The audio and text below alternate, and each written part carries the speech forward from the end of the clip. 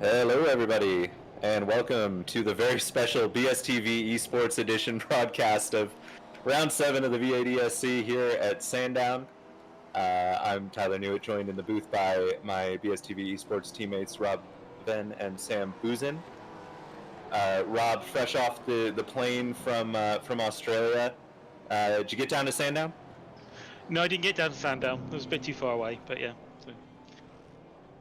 Well, we're just getting started for qualifying here. It's the first enduro of the season, and first for the Gen 3 cars. Really exciting stuff because I think past seasons we've seen a bit of a dip in interest in some of the enduro rounds, but we've got 30 cars lined up to take part in this hour and a half race around Sandown. We're just getting started with qualifying.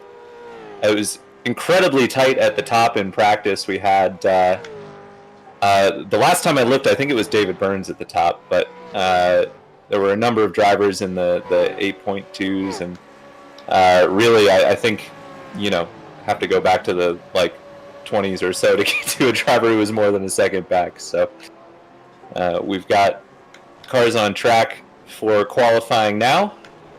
It is the usual qualifying format, except with the enduro races, it won't stop the second clock runs out, so these drivers will have a little more than the allotted 15 minutes to get their laps in. Rob, your turn to fill while I pull up the standings. So quite looking forward to this. Obviously with the big field, and it's quite a short track. It's quite the times have been quite tight in practice, so it looks like we'll have a good race. Obviously, with it being enduro, in terms of strategy, it's going to be quite interesting.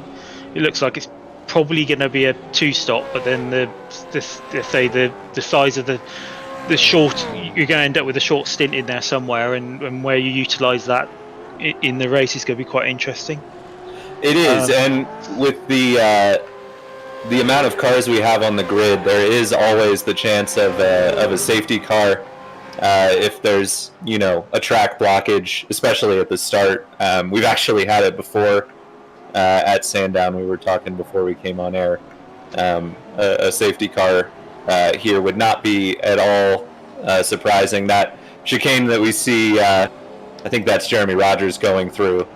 Always a pinch point early on in the lap, and as some of the drivers were noting in the Discord chat beforehand, it really is a lot closer to turn one, the gridding, than you would think it is. So you're going to see 2-3 wide heading into that chicane on lap one. It's definitely a high potential for chaos. Yeah, I mean, you got the turn one's quite challenging with the curb on the outside, isn't it? And then you've got the complex afterwards, which is always a quite tricky one. Particularly the exit from that complex is quite key to your speed up the back straight. So that's where the first lap's going to be quite interesting. Yeah, I did a little bit of practice early on in the week, and it's really interesting with this car. It seems like to get onto that back straight, oftentimes you want to set the corner up kind of to get a good exit. It actually seems like with this car, as we see Johnny Brandon going through there now, you want to carry a lot of speed through the corner. So you actually want to send it in a little bit deeper than you think. It's very tight, so and with the high curve at the apex there, it's kind of tough to get, carry speed through the corner. Ooh, that was close to track limits there for Johnny, but I think he's okay. Got the standings up. So current championship leader is Kenzie Newell. He leads our defending champion Simon Trendle. Kenzie also currently at the top of the qualifying times with a 108.2. That's pretty sporty. Third place is Rich Wormingham for XVR, ahead of his XVR teammate Johnny Brandon. David Burns, another Hydro Race Racing Forces driver, in fifth. Then it is Bob Woodhouse, Stacy Boyd, Steve LaValle, me, and Joao Valverde round out the top 10 in the Simability Cup. In the team standings, it is Hydro Race Racing Forces, as you'd expect, with Kenzie out in front. They lead XVR Obviously, there's a few Racing Forces teams and a few XVR teams in the field. There's like half a dozen XVR teams in the field, but Racing Forces, the team that's on top is Alex Sevillano, David Burns, and Kenzie Newhoff. And XVR, the team in second is Johnny Brandon, Rich Wormingham, and Steve LaValle. In third place is NQR Europe, which is the Anthony Woodward, Bram Dubois, and Robert Woodhouse team. So the way the team standings work, you can nominate up to 3 drivers, but the top 2 in each round score the points. So that's your top 3 there. Driver of the meeting. At this point in the season, there's about 8 or 9 drivers on 1 point each, so we won't dwell on that one. Safe Driver Award currently led by Rolly Wallbank, new driver to the series, so that's good to see. Simon Trendle, as always, clean and green in second place. And Jeff Saunders, another new driver, in third there. And then the Fred Bingham Forever Forward Award, also led by Kenzie Newhoff, who sits on 27 positions gained. He's followed up by Ivan Baumans and Rich Jameson. So we see, as we said, 30 cars on track here. It's going to get tight. There's, drivers making their best effort to clear the way for others in qualifying, but there's always going to be someone in your way, Rob. It is a short track, just over a minute lap. It's going to be tough to find space. I think the 108.1 from Simon there, it's going to be tough to beat. Yeah, I mean that's a good benchmark, isn't it? I mean, it's worth noting. I mean, with the traffic as well, it's quite difficult to overtake because you haven't got that many overtaking opportunities either. Because obviously you've got some quite long sort of complexes of joined up corners, which obviously you just have to follow the leader on. But. For sure. Yeah. Good evening to PVG on the chat. Good to have you with us. As we see cars going off everywhere, it is going to be really tough to find space here. We ride on board now with Mark Undermela, currently sitting in 5th. And you can just see the times, Rob. I mean, we're only halfway through qualifying now, and you got to go down to 19th place to find a driver more than a second off. It's pretty close. Yeah. Looking at Ryan Swayze now as he comes into the pits. That's another thing with Sandown. Really short pit entry here. You're going pretty slow off of the final corner, so there aren't generally too many issues with drivers running into one another, but we'll need to keep an eye out for that when we get to the race. As Rob said, it's looking like it's going to be a 2-stopper for just about everyone. Don't think a 3-stopper is going to be worthwhile. No, it'll be interesting because it's a short pit lane, isn't it? And that's where there might be an opportunity there, but I don't think the delta in the pace is quite enough, is it, to bring it into play? But. Yeah, it's interesting. You definitely get a couple of quick laps before the tires start to fade. But we really haven't seen... it's very track dependent, but we really haven't seen much in the way of tire fall off, at least as far as lap time is concerned. You really feel it on the tires when you're when you're reaching the end of the stint, but it tends not to show in the lap time as long as you can keep it together. You may lose some consistency, but the pace, at least I have found, tends to hold on pretty well.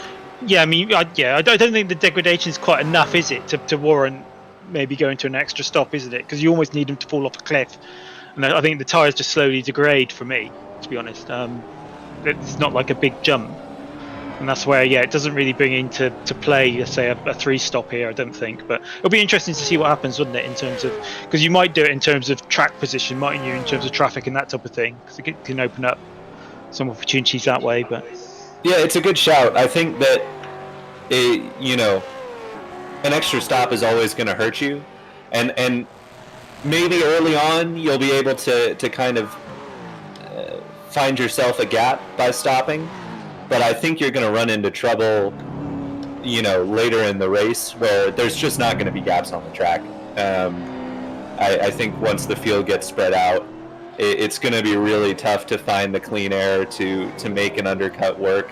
And we really haven't seen the undercut be quite as powerful with this car as we did with the old car. It was, really the go-to strategy with the Gen 2 cars. Here it seems to be more in favor of the overcut, if anything. Yeah. With the Gen 3 cars, it definitely seems to be the overcut, doesn't it? That seems to work a bit better. But yeah, I mean, that's where it's sort of going to be interesting, isn't it, in terms of fuel save strategy and that type of thing. Because obviously that starts to open up the opportunity for the overcut, doesn't it? But it does. I think the other big thing is that this car is just not as sporty on cold tires as the Gen 3 car was. You really suffer a bit, at least in terms of pace, on the outlap, where with the Gen 2 car you could just foot to the floor and your fastest lap was your outlap, basically. Good evening to Champ Jackson and Hoff on the chat. Good to have you here. I mean, that's where it's interesting with the cold tyre effect, isn't it? Because essentially, if you can save an extra lap of fuel, you can get track position on someone, can't you? Because essentially, if when they're on cold tyres, they would have a slower lap, won't they? You'll be at full pace on your hot tyres. But yeah, it'll be interesting to see how the race pans out with that, wasn't it? Isn't it, in terms of whether you go sort of how late you can go and all that type of thing. Yeah, Chris does bring up a good point in the chat where the 3-stop could really come into play if we have a yellow at some point along the way. Although I'm not sure it would really matter with a yellow at the start. I don't think you're going to want to give up track position in this field. Ooh, as Kenzie takes the really wide line in turn 1 there. Don't think that lap's going to count here. He's already sitting third. I think that's the time he set pretty much right at the start of the session. Hasn't really been able to chip into to Rob Woodhouse or Simon Trendle at the top there, nor has Johnny Brandon, although he does jump just ahead of Kenzie. It's the finest of margins here. He sneaks 25 1,000ths ahead of Kenzie Newhoff to go into third there. Marco, no improvement on. Oh no, just a little slow to update on the timing tower, but Marco goes to the top by 2 1,000ths of a second over Simon Trendle. It is really, really tight out there. Kenzie that's almost the thickness of the paint on the car, isn't it?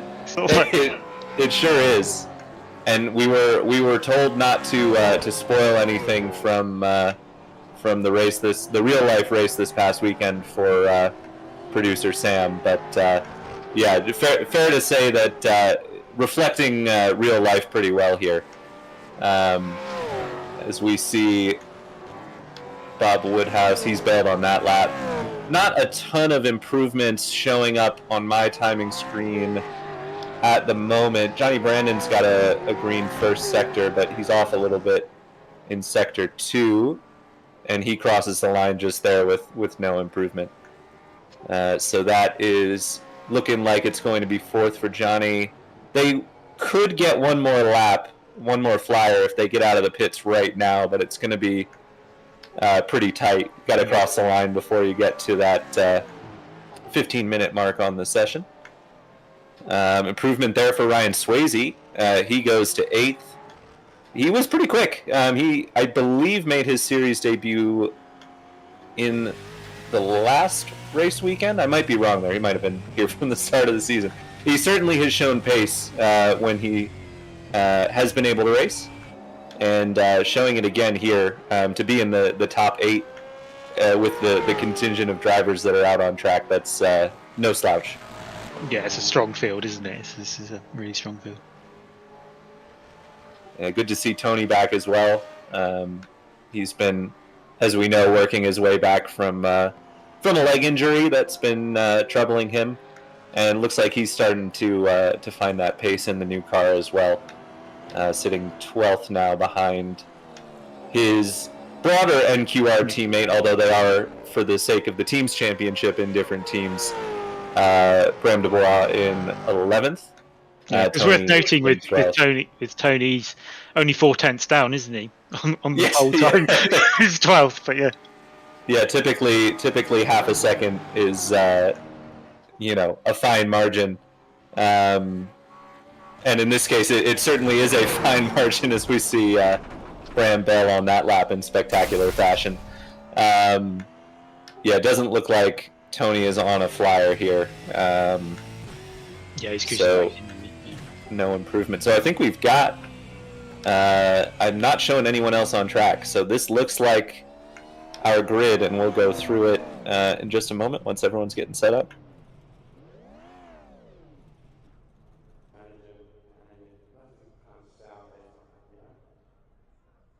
And just looking at the chat, Hoff brings up a point that we were talking about actually, Rob, beforehand, talking the Gen 3 is a very torquey car and can use a gear higher, unlike the Gen 2. It's certainly true, and it also is of importance on the entry phase of the corner. Really reliant on engine braking is this car, and you can definitely find a lot of time by maximizing your shift points and your blips and all that, and by running a higher gear and carrying more speed into the corner.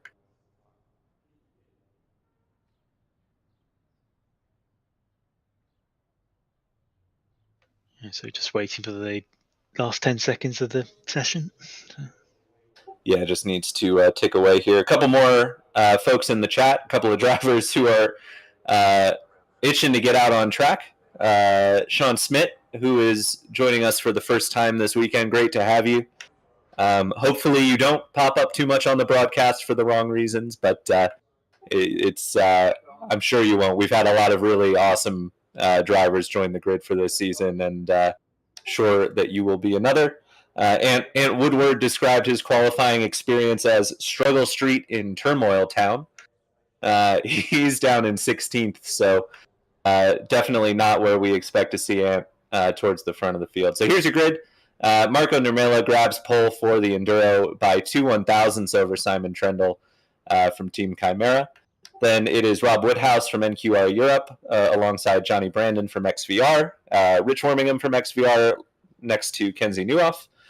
David Burns and Ryan Swayze make up row number 4 ahead of Philip Dershkowitz and Stacy Boyd.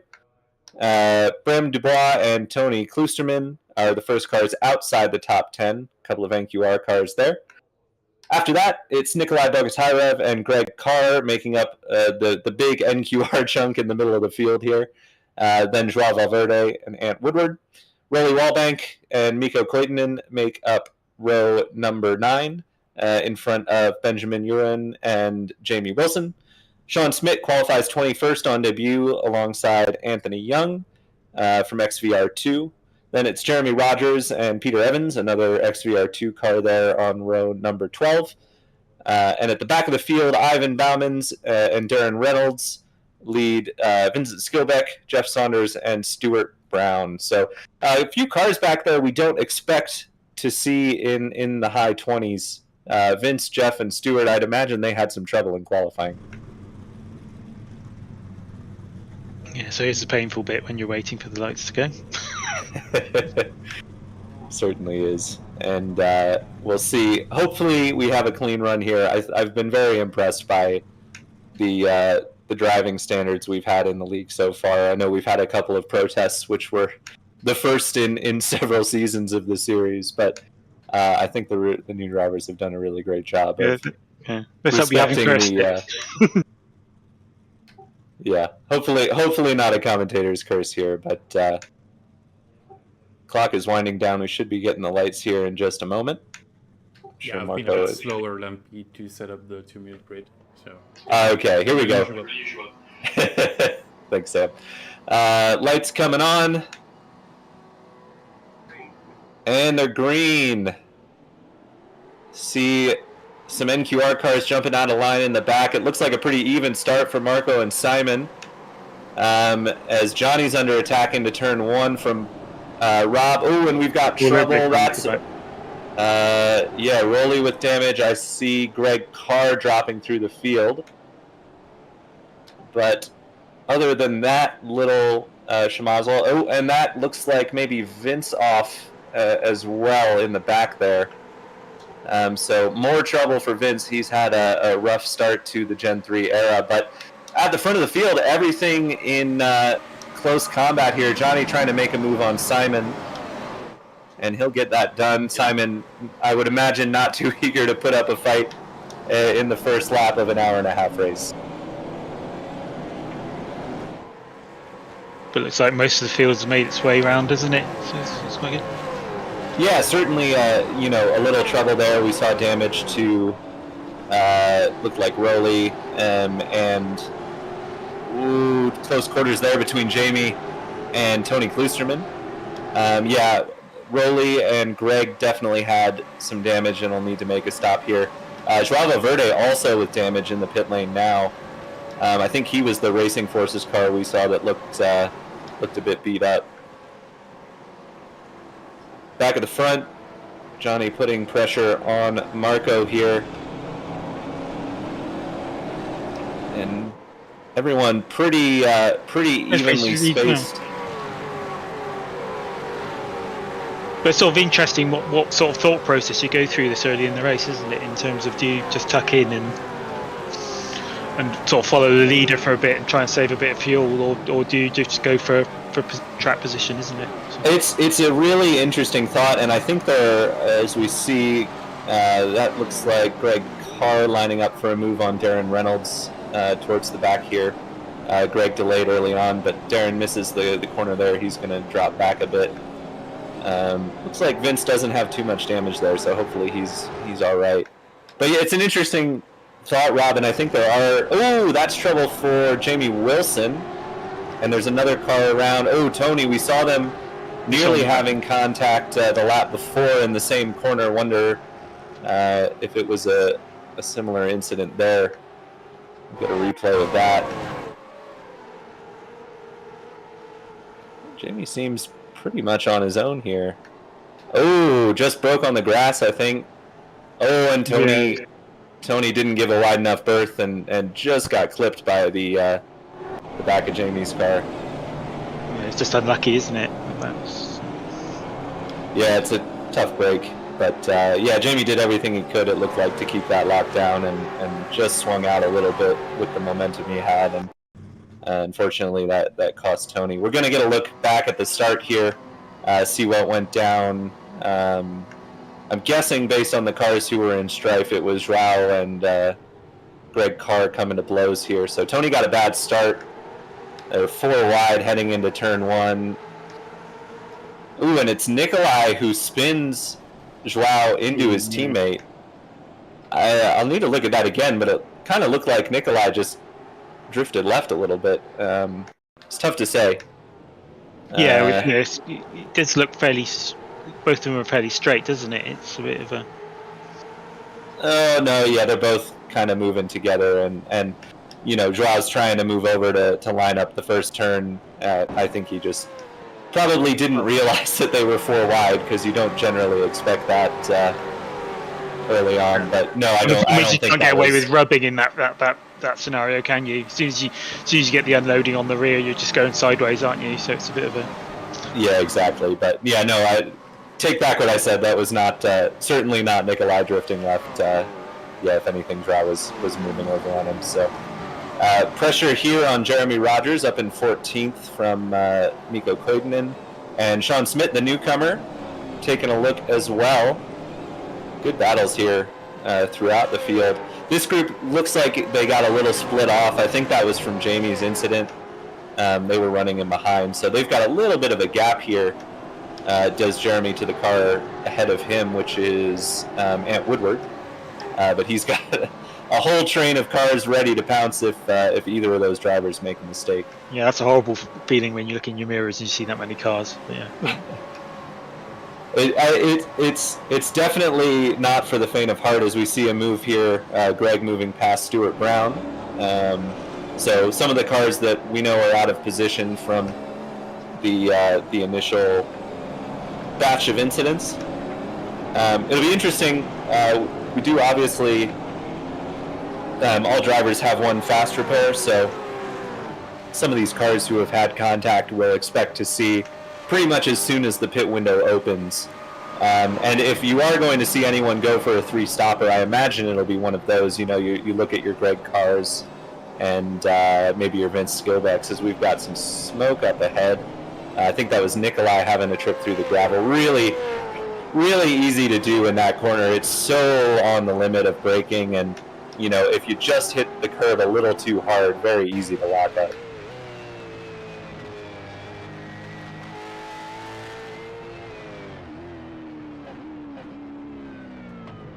Yeah, just got a sucked case in of, a bit, didn't he? Yeah. Yeah, you find yourself closing in on the car in front a bit quicker than you like, so you just press a little harder on the brake pedal than you usually do, and find your way into the gravel. But Nikolai's recovered. He's still holding on to 13th place. As we see Vince running a bit wide there in turn 1. That'll be a 1X for him. Yeah, it's worth noting that the 1Xs do actually count for something on this championship, don't they? In terms of they do, and if ever there was a race where we may see some drive-throughs at the end of it from the build-up of incident points, 15 incident points, and you'll find yourself taking a trip down pit lane. So definitely don't want to make a habit of finding those off tracks.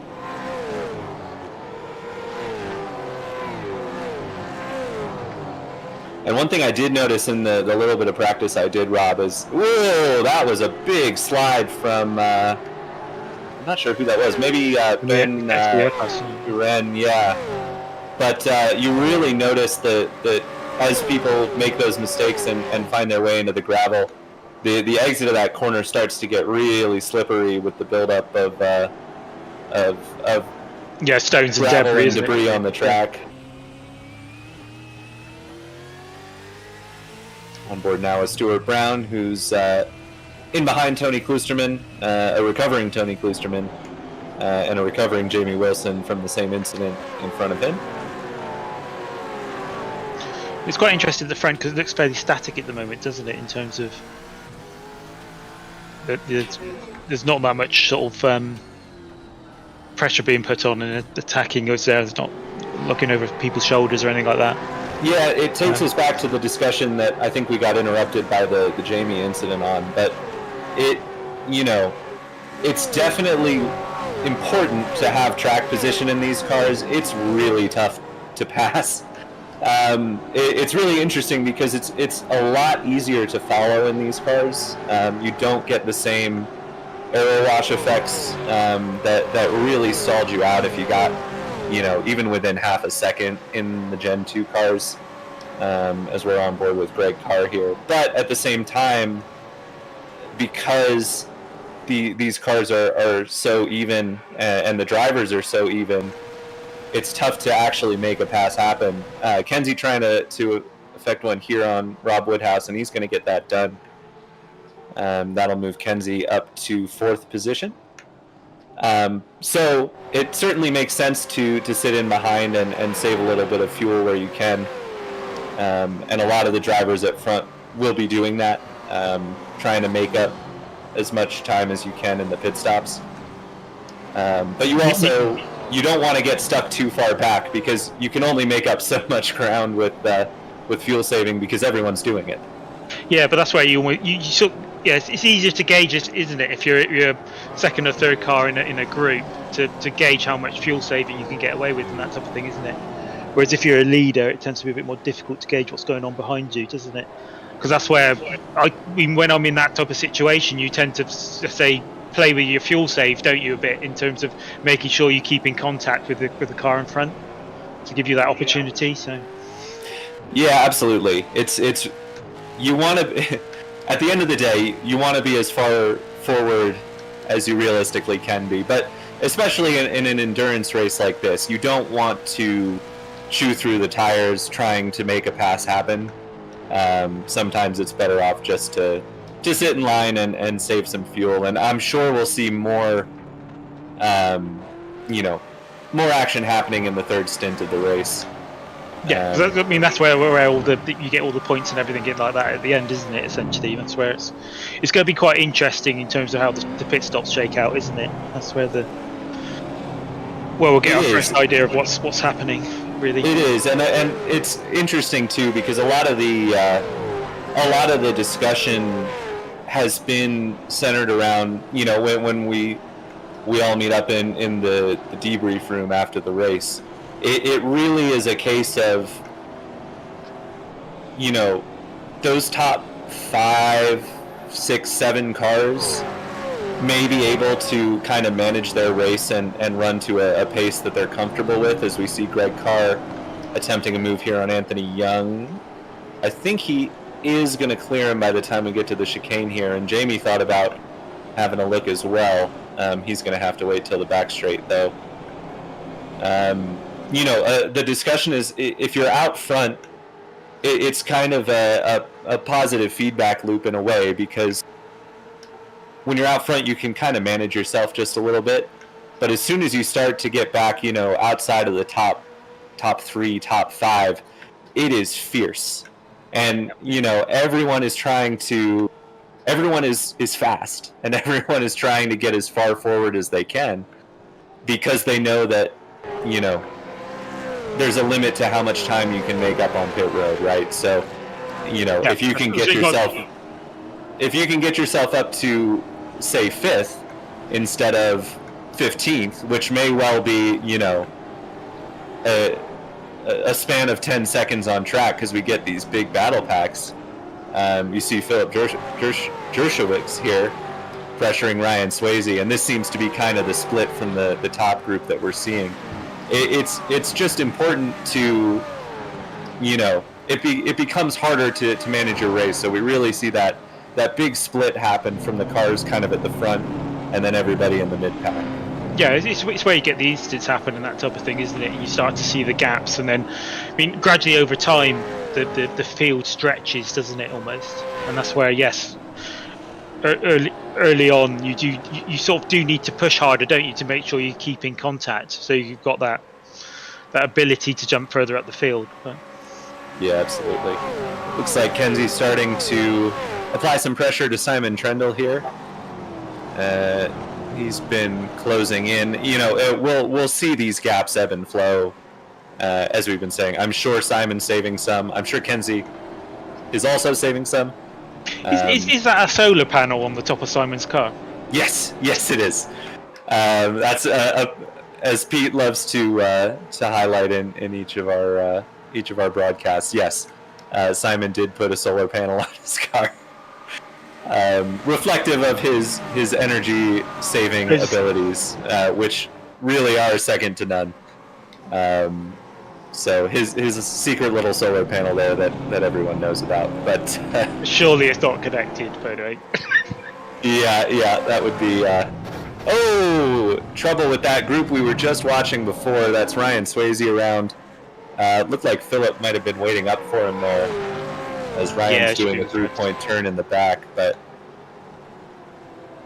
that has... yeah, because that's one thing if you have an accident, isn't it? It's nice to see the redress afterwards if there's any... Yeah, I have to say it was nice in the real-life race to see that same mindset as well. Yeah, Philip tries a move. Oh, yeah, just locks up there. Gets a tap from Bram. Yeah, I mean it's difficult going into that corner, isn't it? Because essentially you get dragged into it a bit, don't you? Particularly if you're the overtaking car. It's very hard to judge, isn't it? Yeah. I would have liked to see Philip wait up for Ryan to get turned back around there. But at the same time, it's a very narrow track, and you don't want to just stop in front of everybody. Yeah, so it does make it worse, doesn't it, almost, if you stop? It can certainly cause some trouble. But yeah, it would have been nice to see a little bit more of a redress there. But yeah, just one of those deals. Sometimes, and it may well be the case that Philip wasn't even trying to make a move there, just realized he was going later on the brakes and did what he could to avoid the wrong side. Yeah. In some cases like that, though, in that corner in particular, it's almost better to not brake so hard that you lock up, but to actually let up and get further alongside. Yeah, almost overshoot it. You'd rather have that door-to-door contact than the front to rear that spins them around. Yeah, it's all hindsight, isn't it? It's quite difficult at the time sometimes when you're in there, but yeah. Absolutely, yeah. Yeah, because sometimes it is better to roll off, isn't it, and then just overshoot on the exit. But yeah. Back up front, Kenzie still laying the pressure on Simon here. And it's a 7-car breakaway basically at the front ahead of the battle that we just saw that was delayed by the incident between Philip and Ryan there. Bram currently leads that kind of second group, although they're a bit more spread out, to be honest. I'm a little surprised. Often we see, a bit of a spread at the front and a really tight mid-pack, but things have started to spread a bit. Yeah, it'll be interesting if you see an accordion effect in the middle, isn't it? It might have been the incident that spread people out a little bit, but so. Yeah. Hello to Rich Jameson and Carl Hardy on the chat. Good to have you with us. Yeah, Rich, we do wish you were racing with us, but certainly you'll be back next time.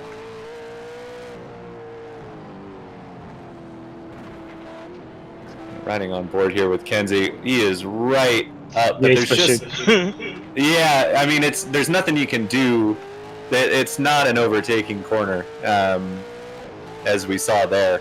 Yeah, but sometimes even if you force the issue and get up alongside, you're going to hit that curb and not get the run onto the straight. So, that's a big lift. Did you see that lift there? that is a big lift from Kenzie. So, kind of answers our fuel saving question. Kenzie, at the very least, is saving a ton.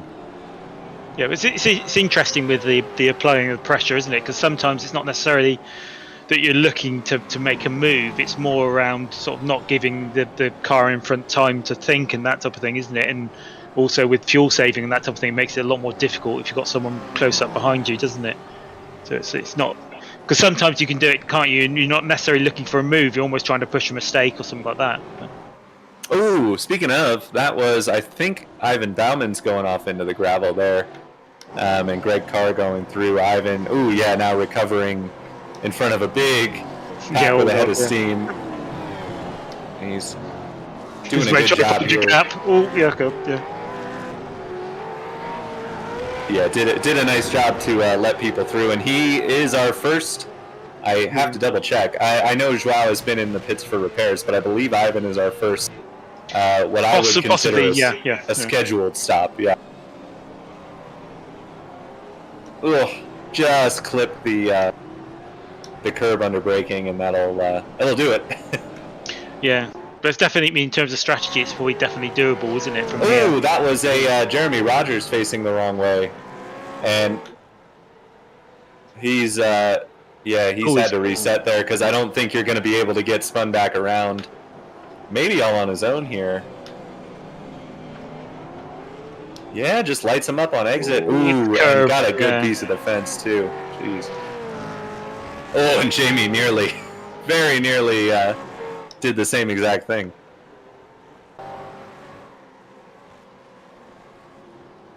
That's a shame for Jeremy. He's been racing the V8s for a while, but this is his first season with us here in the V8ESC. He had a good run going. I think he was right on the top 15, top half of the field there. So tough break, but he's back in the pits.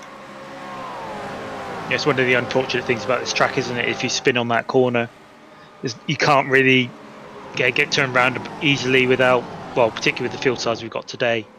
It's very difficult to find a gap where you could have turned around. But. Yeah, exactly.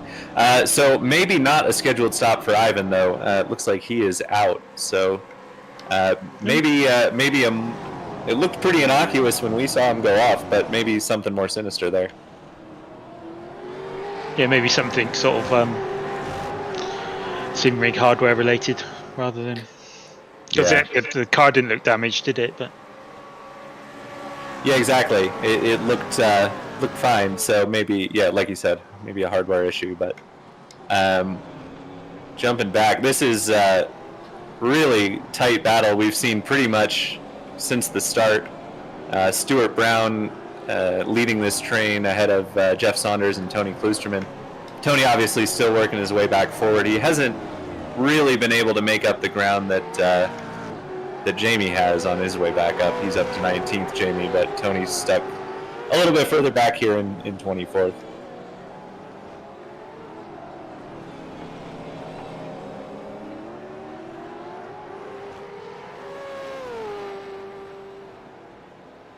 And there is Jeremy, fast repair complete, heading back out to the track. So good to see.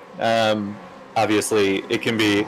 You and I have both been in the situation of just having to ride around and collect points, and it's not very fun. But well, yeah, it's not very fun, but it's something you need to do, isn't it? If you're trying to progress in the championship. Yeah, exactly. So, yeah, it'll be the even more unfortunate part for Jeremy being an enduro is there's no second race for him to recover for. So it'll be a long afternoon, but good to see him heading back out there. Yeah, it's good. Kenzie really laying the pressure on now, and it's something that is interesting because you kind of expect, you look at this group of drivers, Marco, Johnny, Simon, Kenzie, Rob, Rich, David, they're all drivers that you don't look at them and think they're mistake prone, right?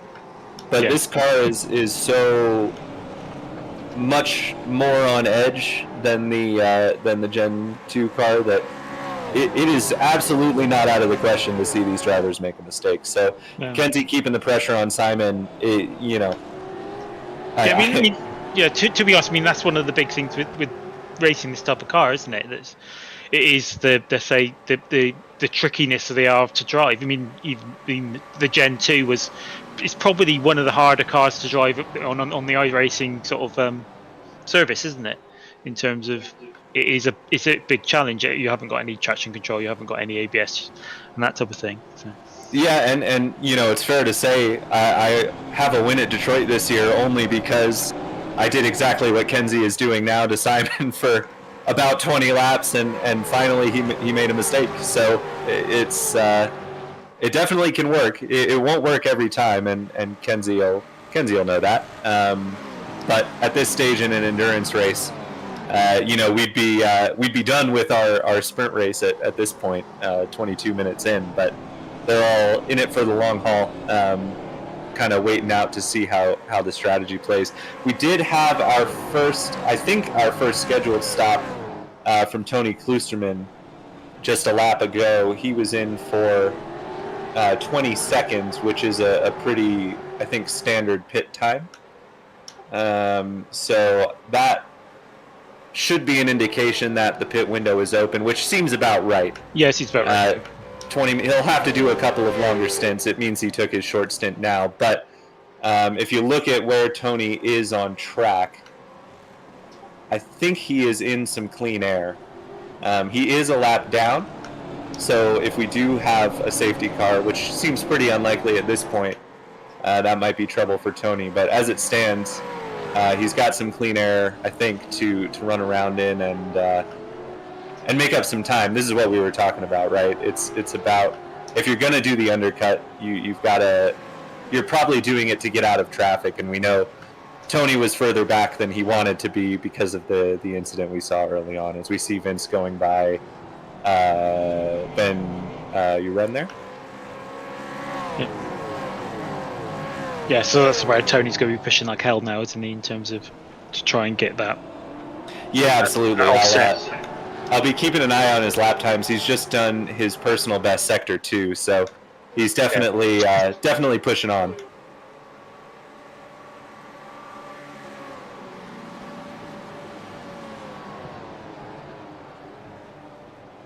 I am a little bit surprised because I know we've got several cars out there carrying damage. You'd think some of them would kind of want to be in on the early end of the pit window. Yeah. I mean, I think theoretically, I mean, you of the 3 stints, you're going to have one that's shorter, quite considerably shorter. So it's going to be about 60% of the other 2.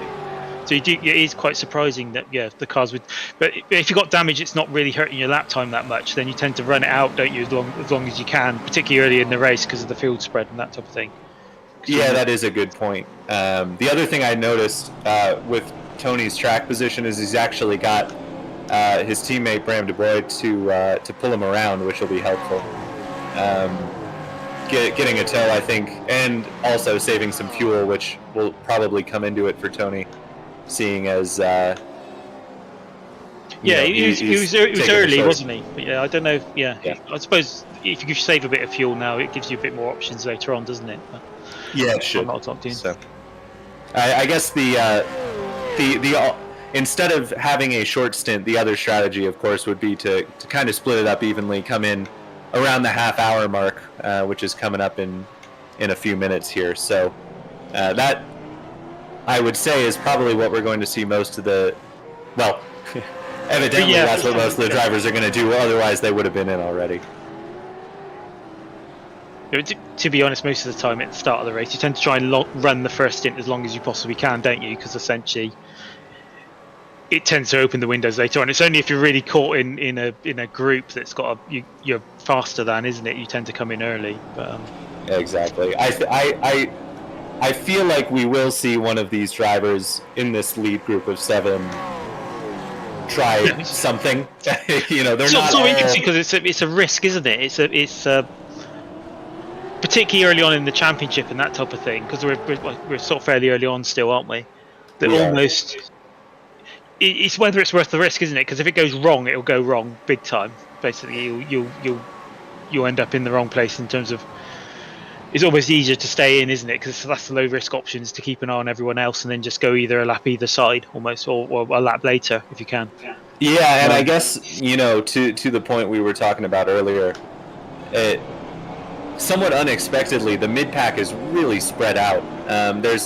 There's a bit of a decent sized gap between 15th and 16th, but everyone else is pretty evenly spaced, as we see Jamie Wilson heading for pit lane. So that'll be, he's in a similar situation to Tony, since he had the same incident that Tony did. So trying to essentially have the same effect here, an early pit stop to put himself in clean air. But yeah, you know, it's going to be tough for any of this lead group, if they pit early, to find a gap with clean air. So maybe we won't. Maybe we'll see everyone kind of run it as long as they can on this first stint. But you'd think someone would take a chance. Well, yeah. So it's whether you're willing to take the risk, isn't it? Because there is a gap there, isn't there, between sort of 21 seconds and 31, isn't there? Which is, it's whether you could get in and out in that time. But. Yeah, so we can look at Tony and Jamie, and Jamie's actually come out behind Tony, so that's a little surprising. Obviously, stopping later, Jamie will have taken on a bit more fuel.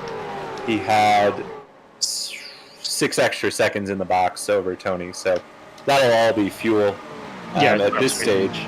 So if we're looking at total pit lane time, Jamie's, as there's a spin for Mikko Koitinen.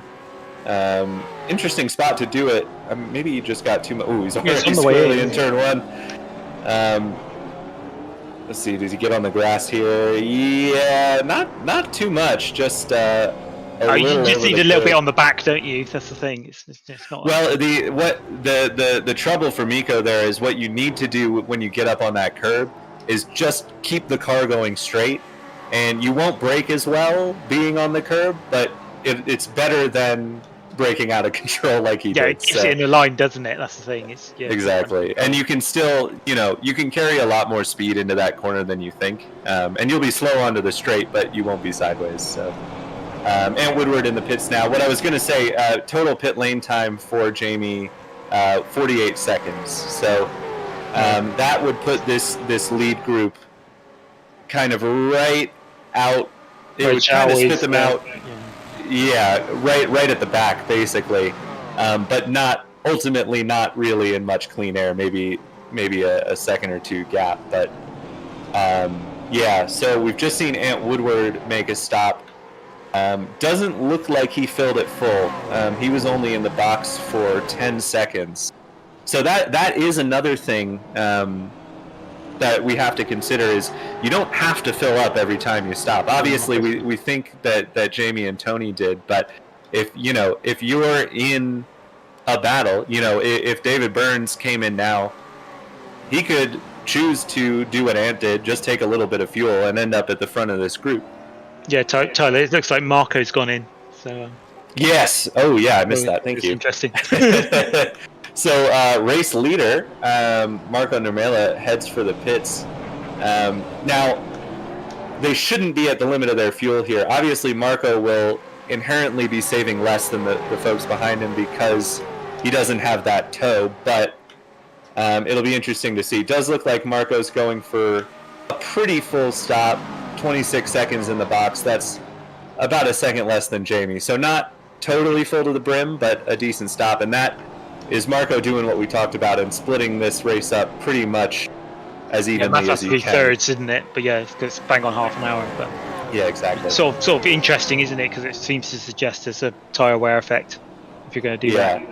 And now, as we talked about, Marco looks like he's got a gap of about 2 seconds to the car ahead as Johnny Brandon peels off.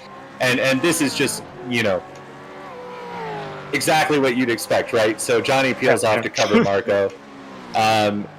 Marco with this lap on cold tires, it'll be really interesting to see, A, how much fuel Johnny takes compared to Marco, but B, will that in-lap have helped compared to Marco's lap here, as we see a battle for 18th place here, just in behind Marco Nomota. We have had a few other stops. Nikolai was in, Philip Dershkowitz is in now. And here's Marco now. Johnny is already rolling, but I don't think he's going to jump him. Yeah, no, he slots in pretty well behind. So that says to me Johnny filled up and Marco didn't. Yeah, because Marco might have short filled a bit, mightn't he? Because if he's only trying to do the half an hour, you can probably be a bit shorter on your fueling. Yeah, and maybe just trying to break that pack up, right? As Johnny on cold tires misses the chicane there, that'll be a slowdown for him. He'll want to serve that without getting stuck in behind. It's how you off, isn't it? It's how you shed the speed, shed the penalty without letting people pass you, which would be fun. Yeah, and the benefit for Johnny is he's got a teammate here who we won't want to hold up so much that he gets past, but I think he's benefiting from a little bit of team orders there to stay behind while he serves the slowdown. And actually, the loser in all that was Stuart Brown, who's now ended up behind Joao Valverde there.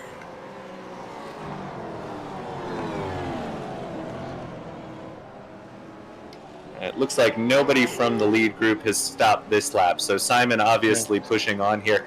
And that's actually, you might have ended up with the two groups. You got the two that pitted on the half an hour. Then you're going to have the rest to go to the full extent of the tank, aren't they? But exactly, and interesting to note how Simon and Kenzie have pulled away here from Rob Woodhouse. I think these two have been unleashed as Rob and Rich go into the pits behind them. But I think these guys are setting quality laps right now. And the times reflected a 108.9 for Simon, a 108.9 for Kenzie. Nobody else in the field was anywhere close to the 108s except for Marco Nurmela, who did a 108.9 as well. So they are pushing hard for the overcut here. But that's where historically, for the first few races, the overcuts worked, isn't it? That's where it's going to be interesting.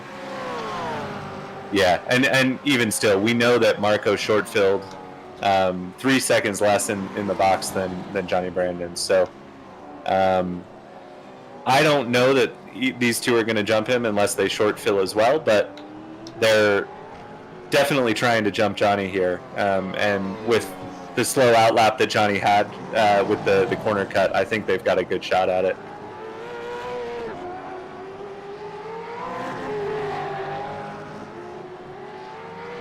Around another lap.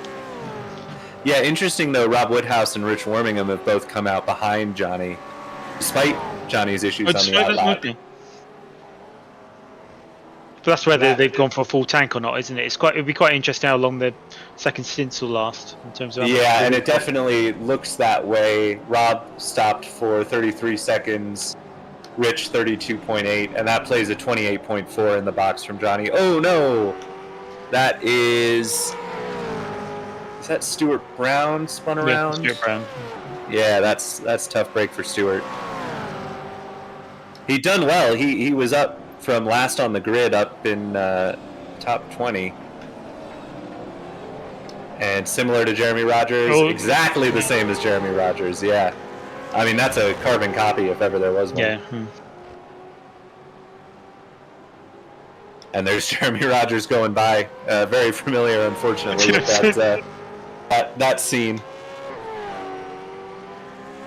Stewart. Nasty wait to try and work out what you're going to do, isn't it? But, yeah, it looks like he did reset to the pits, I think. I don't know that he see got Simon it. going in? Yeah. Yep, Simon in. Kenzie stays out one more lap. Now, the interesting thing here, and actually I think that's Simon leaving. No, Simon just pulled in. So I'm going to keep an eye on the pit time, and you can see it on the timing tower for Simon. David Burns in as well with him. I suspect we're going to see Simon come out behind Marco and Johnny. Yeah. I mean, Simon is one to short fill. It's a tactic he's used a lot. It's a tactic he's beaten me with a lot. So I wouldn't put it past it. Ooh, 26.3. So that is less than we saw Johnny stop for. So that's an interesting decision there from Simon. Definitely it's playing your cards early, isn't it? Yeah. It's interesting in that respect because almost you might wait until the end. Yeah, and you can see we've got everyone's pit times up on the timing tower. So, you know, and we can. Oh, that is exactly the same as what Johnny did on his cold tires. And so Simon will be serving a slowdown now. Luckily for him, he does not have anyone coming right up behind him to put the pressure on.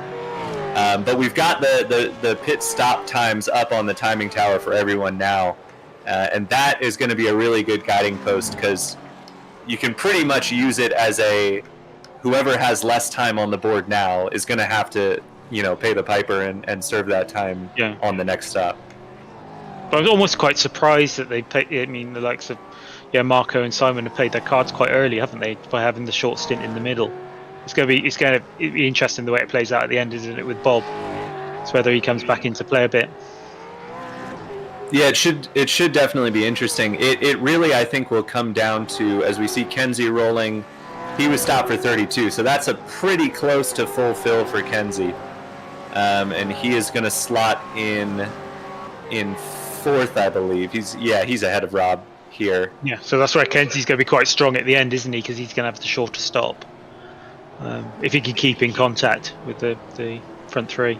Yeah, and we know Kenzie is fast. So, I mean, the advantage that, you know, Simon has now is that, assuming he can catch Marco, which is a big assumption, we don't know that, but if he can catch Marco, he can save fuel, whereas Kenzie will, you would imagine, be pushing flat out for the stint.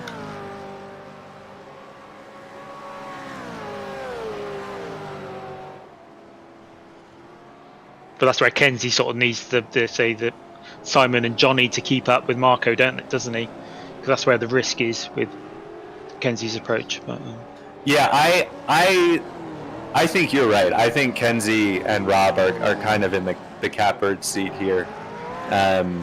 If you know, it's going to be a very different second stint from the first one.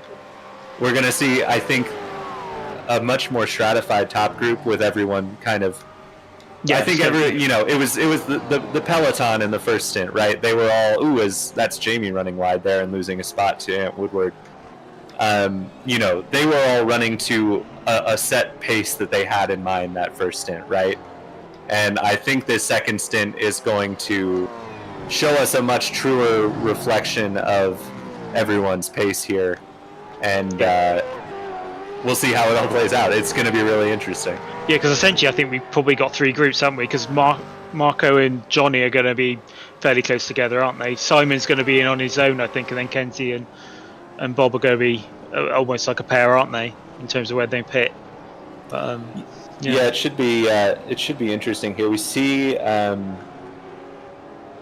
David Burns up behind Rich Wormingham here. This is really the only, of that original group of 7, this is the only battle that is currently close on track.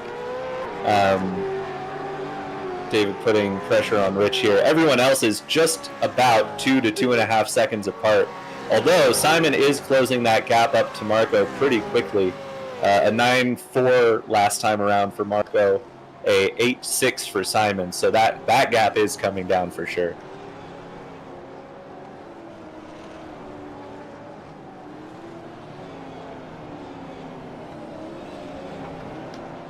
take a moment to kind of highlight some performances a bit further down. Sean Smith on debut, running 13th. That's a really nice showing for him. I know he mentioned at the start not wanting to be on the broadcast for the wrong reasons, so gonna give him a highlight for the right one, isn't it? Yeah, good. This is a really fiercely competitive group, and to have kept his nose clean and be running 13th, that's a great showing. And Tony, right behind him, has really played that strategy well. I mean, you look at the variance in fortunes between him and Jamie Wilson.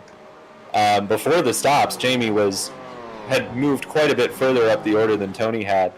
Now, Tony's sitting 14th and Jamie's sitting 19th. That's quite the reversal. Obviously, that's Marco missing the chicane, so now he's going to have a slowdown here, and Simon is there. Oh, I don't think Simon's going to now. Marco moves over. Yeah.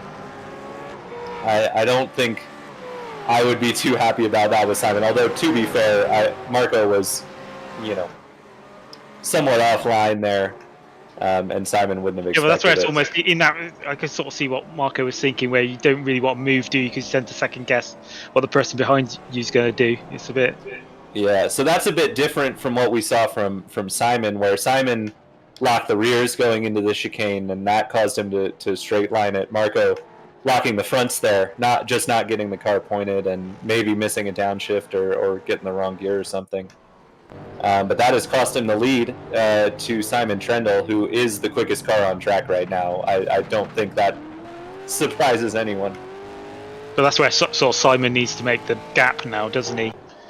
Because obviously his second stop's going to be longer than a couple of the cars behind him. But yeah, I think the biggest thing that Simon's got going for him right now is that Marco needs the longest stop, and he's in second. Johnny needs basically the same amount of fuel as Simon does, and he's in third.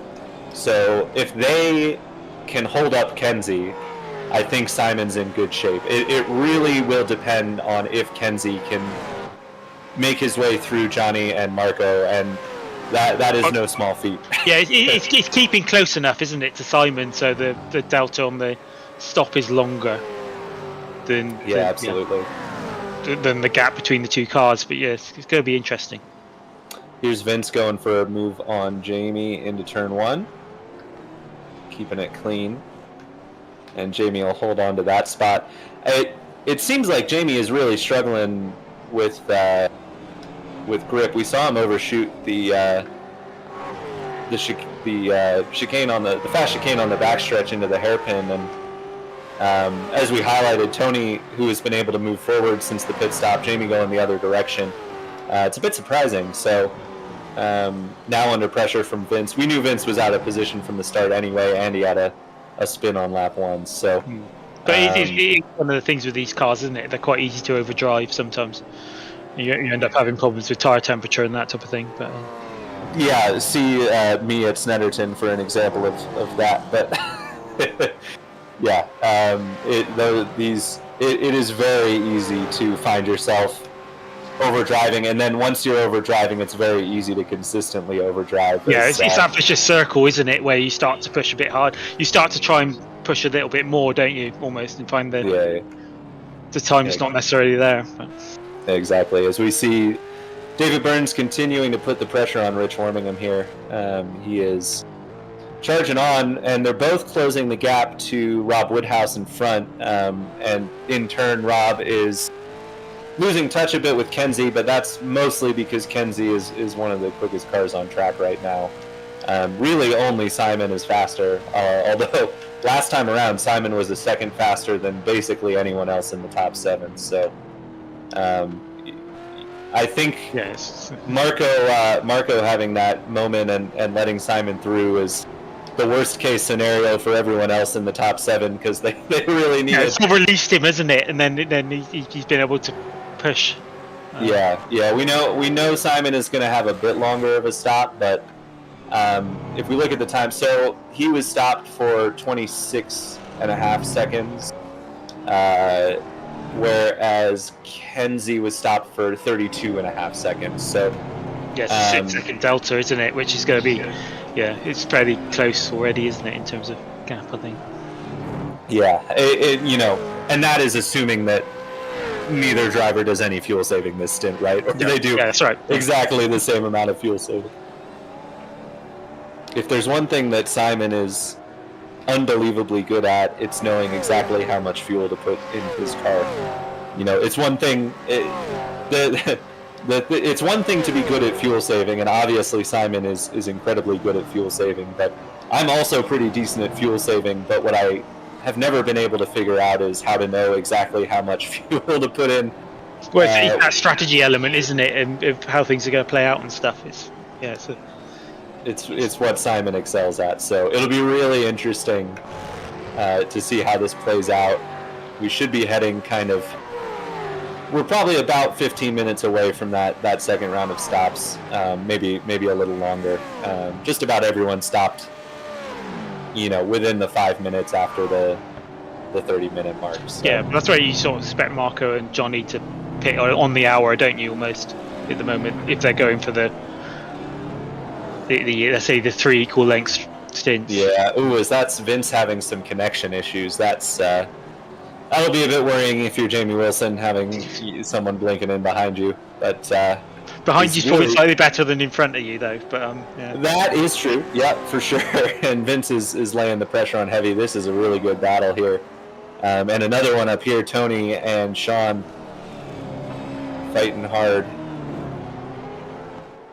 Tony's reeled him in, but as we said, it's so tough to set up a pass without you know, a mistake from the car in front. And well, it's worth noting as the race goes on as well, it gets even more difficult, doesn't it, because of the rubber build up on the offline. Is that Marco?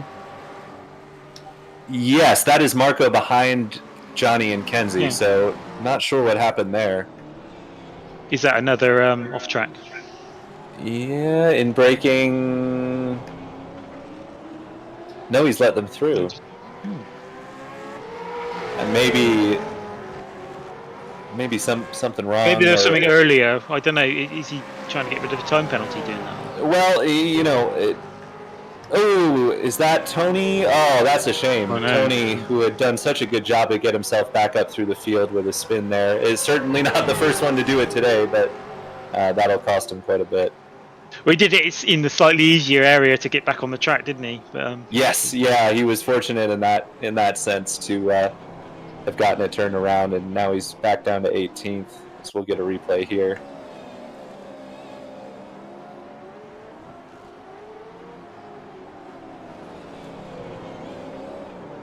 Oh yeah, just diff locking or lock the rears, one or the other. But yeah, got it turned around nice and quick. That was good. But yeah, back to the front. I don't know. Marco's hanging on to them now. Yeah, the only reason I think you would do that is if you're trying to bleed off a time penalty or something, wouldn't you? I don't know. Strategically, it doesn't really make sense, does it? To that line. The only thing I can think is we know Marco is short on fuel. And we also know that it's easier to save fuel when you've got cars to follow. And he had totally lost touch with Simon, so I think it's possible that he's on a big fuel save here, but now he's dropping back off these two. He might just not have the pace. Yeah, it's an interesting one, isn't it? But yeah, so yeah. Well, if it's fuel, you'd try and keep in the tow, wouldn't you? But yeah, and the it's worth noting that Marco is he's an extremely respectful racer and a good sportsman, and I think he would also recognize that, hey, we're not even halfway through, or we're just past halfway through this race.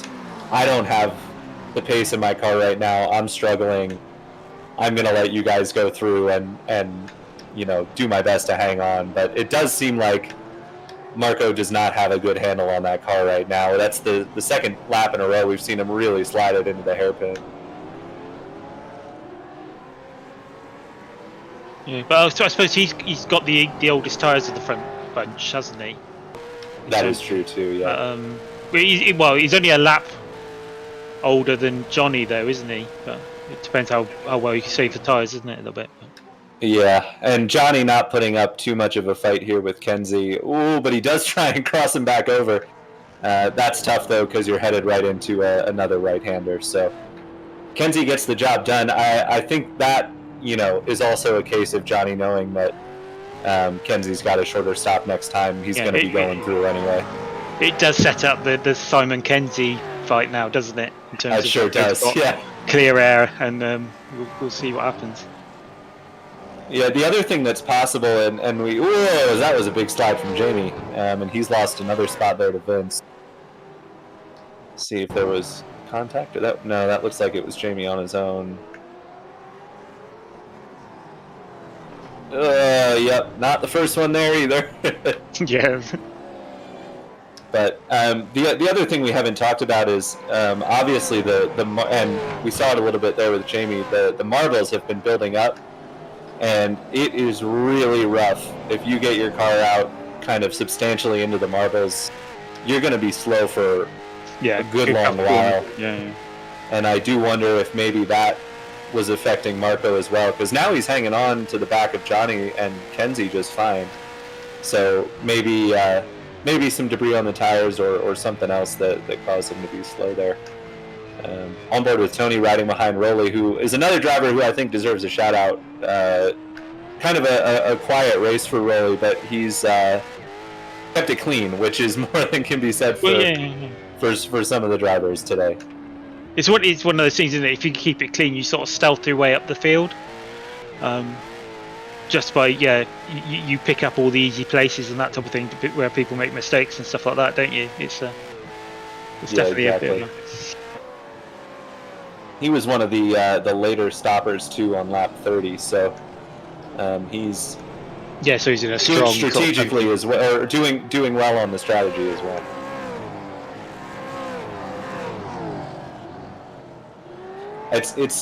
It's interesting because I'm looking through the field here, and outside of that front group where we were seeing some games with short filling and whatnot, everybody else is pretty much looks like they stopped, filled it to the brim, and carried on their merry way. So yeah, I mean that's what I would have done in this race, to be honest. I wouldn't have necessarily played with the short field.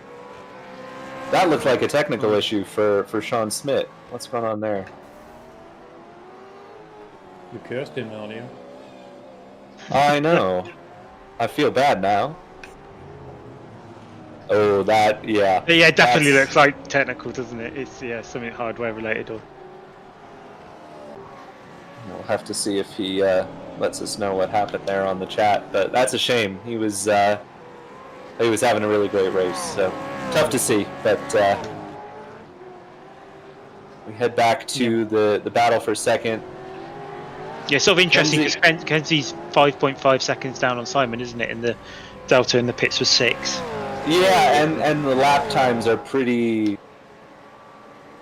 Kenzie was 2/10 quicker the last lap, wasn't he? But but the Simon was quicker the lap before too, I think. So they're really.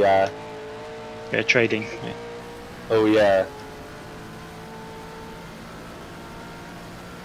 We're on board with Sean, maybe seeing what happens here. Although, his engine blew. Oh, okay. Yeah. That's a bit of a first into that one, isn't it? Because I suppose you can do. There's 2 ways you can approach that first kink, isn't there? It's come down 1 gear or come down 2, depending on. Yeah, but even then, it's still quite you have to really rapid.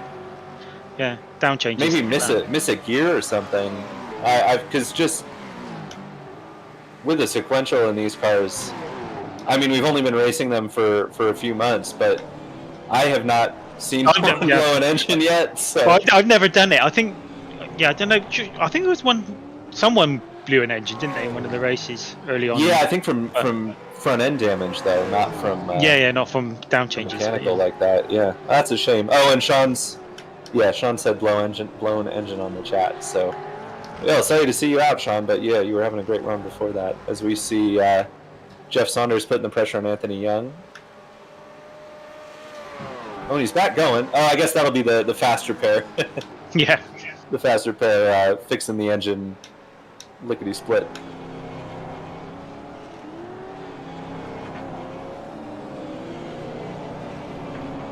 As Jeremy Rogers is in the pits, I think. Well, he had towed before, so tough to know. Yeah, whether it's just a normal stop, but yeah, but with 35 minutes to go, he should definitely be able to make it to the finish from here. Maybe a little bit of saving, but yeah, I don't think you'd have to have a lot, will you? Because it's only it's... Bram has really.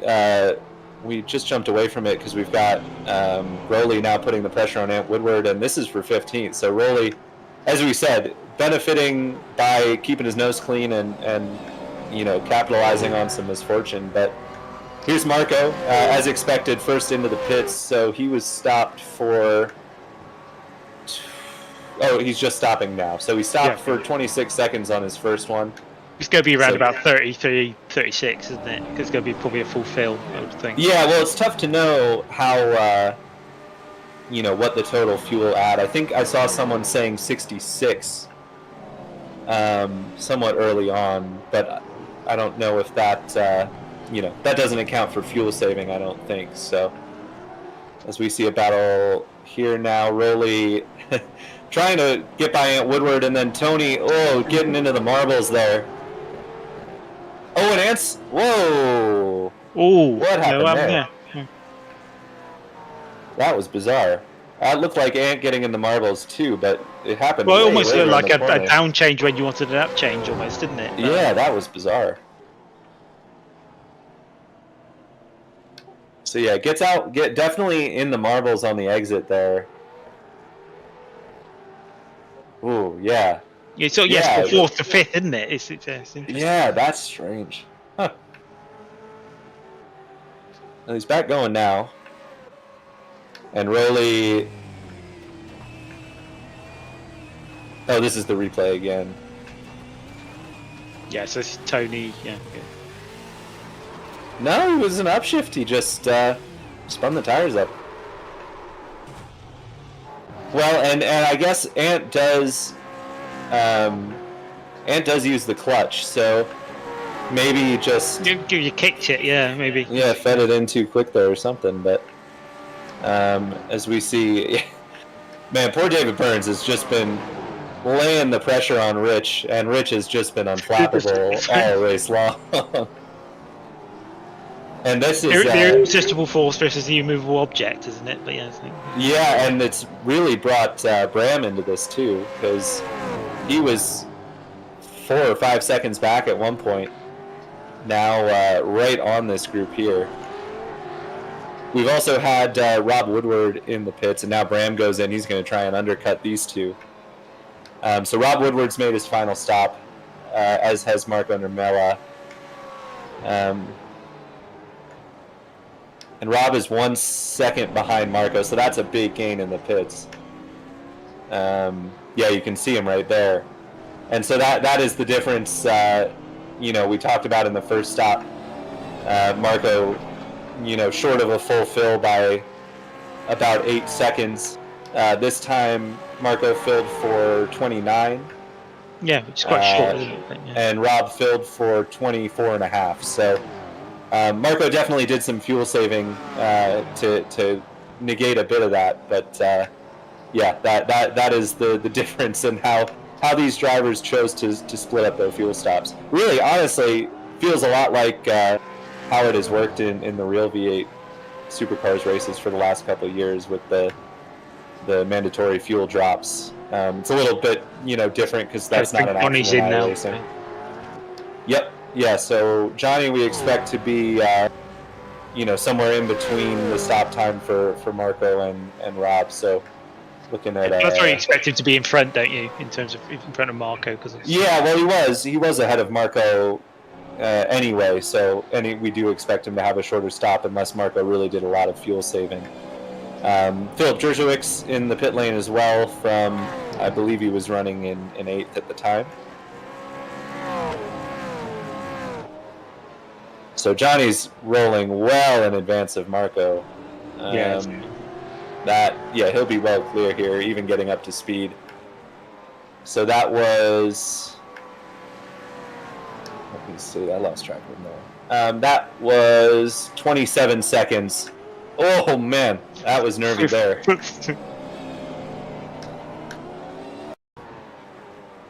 So that was Mikko Koitinen getting squirrely into turn 1. I tried to send it on Johnny, but just, yeah, missed the brakes. Yeah, I think maybe a good thing he bailed out, but yeah, it's a bit, yeah. Yes. Yeah, so it was about a 2-second difference in the pits, as David Burns is in as well. 2-second difference between Johnny and Marco in the pits, coupled with, we know the outlap is slower, and Marco was in some battles as well. So that's where you see the difference. Johnny, yeah, he's about 4 seconds up the road now from Marco, I believe. Yeah. So where at the front is sort of it's interesting at the moment, isn't it? Because the gap's 4.6 seconds between Simon and Kenzie. It's going to be the delta and the fuel stops, isn't it? Yeah. Now here comes David Burns, and looks like he is going to slot in right behind Bram and Rob. So Bram is the real beneficiary here. He's jumped David, and we imagine, oh, Simon's in the pits. Kenzie is also in the pits. So this is going to be the one to watch. We know who leaves first, isn't it? Then yeah, so we know that the gap was about 5 seconds, and we know the gap in fuel in the first stop was about 6 seconds. So if there was no fuel saving going on, you'd expect Kenzie to leave with the lead. But Simon's going that's some fuel. Yeah, we know Simon was saving. So keep an eye on here. Rich Wormingham in as well from what was third. Expect he'll slot in somewhere around Bram and David. Yeah, so did Simon have a penalty? No. No. Just barely gets in front of Jamie. He was lucky it was his teammate, wasn't it? Yes, he was. So, yeah, in behind Tony and Ant there. So they're still well clear of Marco and Johnny, as you'd expect. But that's where Kenzie's got a couple cars between them now, isn't he? I think as well. Yeah, so that was 17 seconds in the pits for Kenzie and 26 seconds in the pits for Simon. That is a massive fuel save from Kenzie. Well, do you think Kenzie's short-fueled a little bit? It could be interesting. Yes, I do. I think that is... But it's about fuel saving you need to do now, isn't it? It's almost like you're taking your benefit from it. The car that had the next shortest time in the pits, in that top group that we're looking at, was 21 seconds for Bram and Rob and that whole group there. So, I mean, 4 seconds worth of fuel saved while chasing down Simon. We know Kenzie's quick, but that's I think there's a check to cash there, isn't there? A little bit. I think there's some fuel that's going to have to be saved in this last stint. Yeah. I feel. It'll certainly be interesting. That is for sure. Oh, Simon's in the pits again. What has happened here?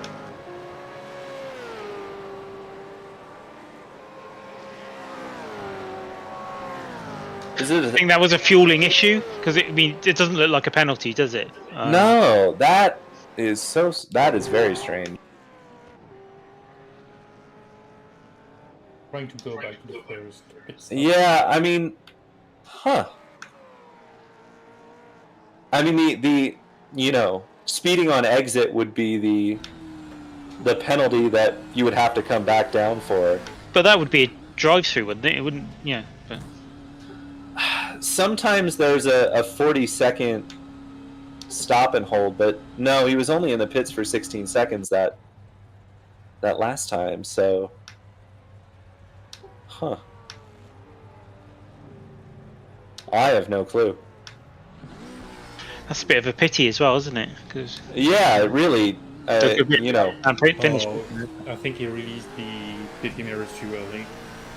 If you look at the time he leaves the pit lane, I'm gonna just put it back in, and you see the speed on the right. Yeah, just go up over 60.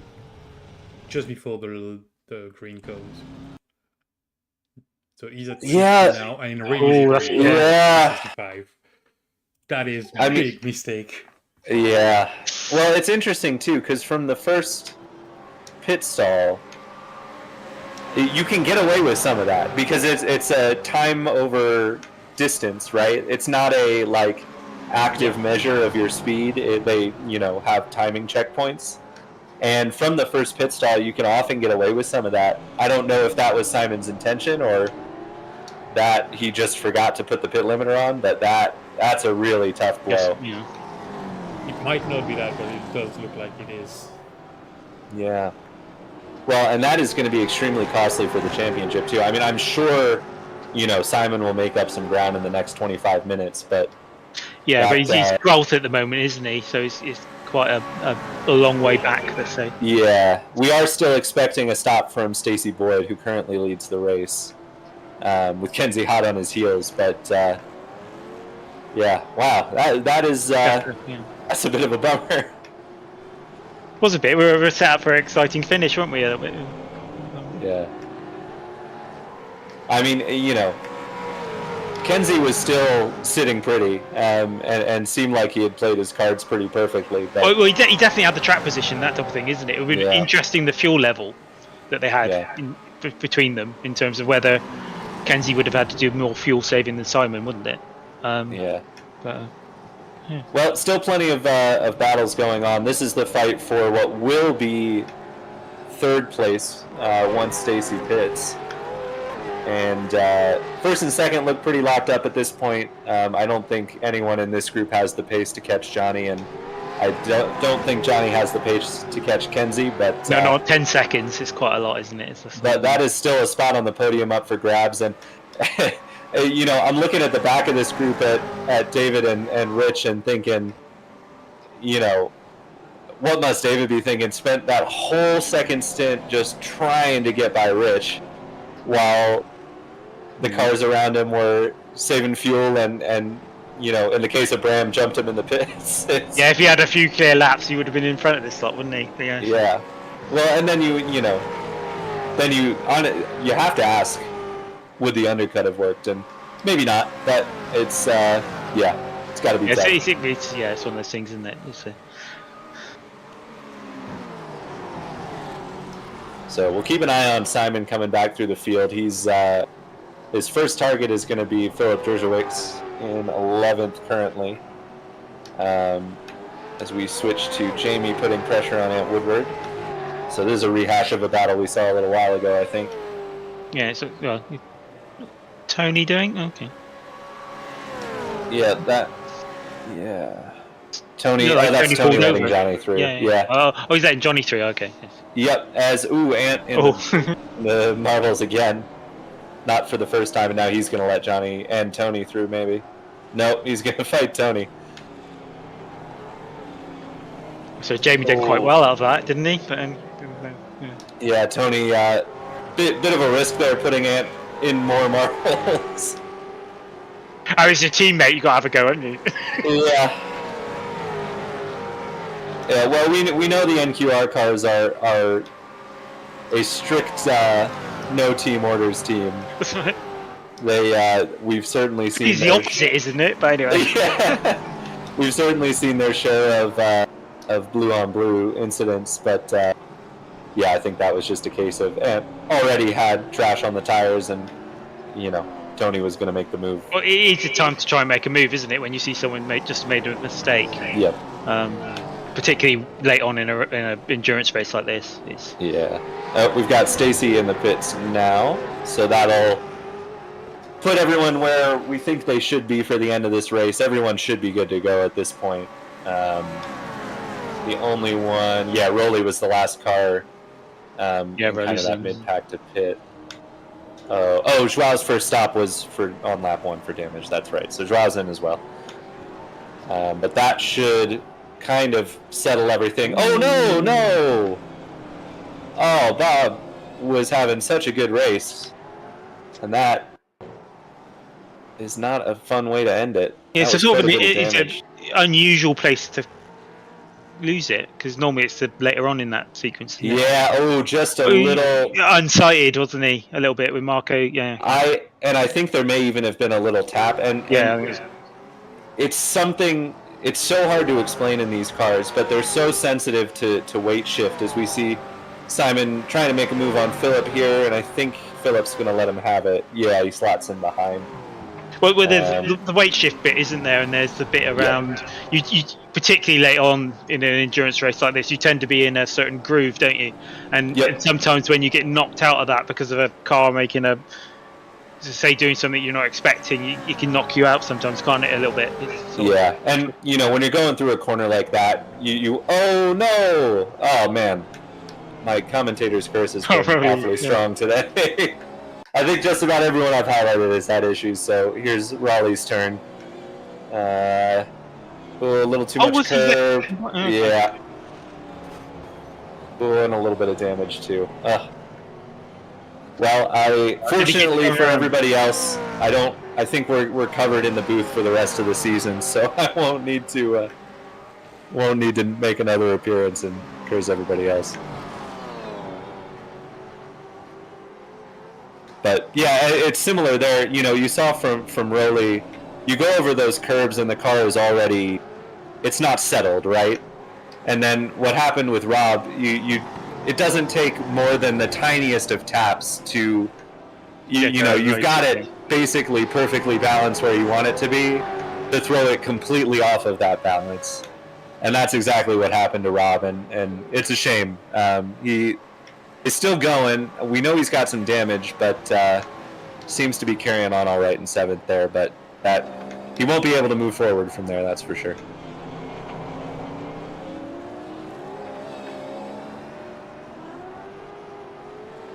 Yeah, I mean, he's one of the things with these cars, the sort of inertia they got, isn't it? It's quite a sort of unusual thing, isn't it, in a race car to have because they don't tend to forget where the inertias apply. It's one of the things I really struggle with this car is once it starts to slide, stopping it is incredibly difficult. You almost have to over exaggerate, let's say, your response to it to get it back on the line.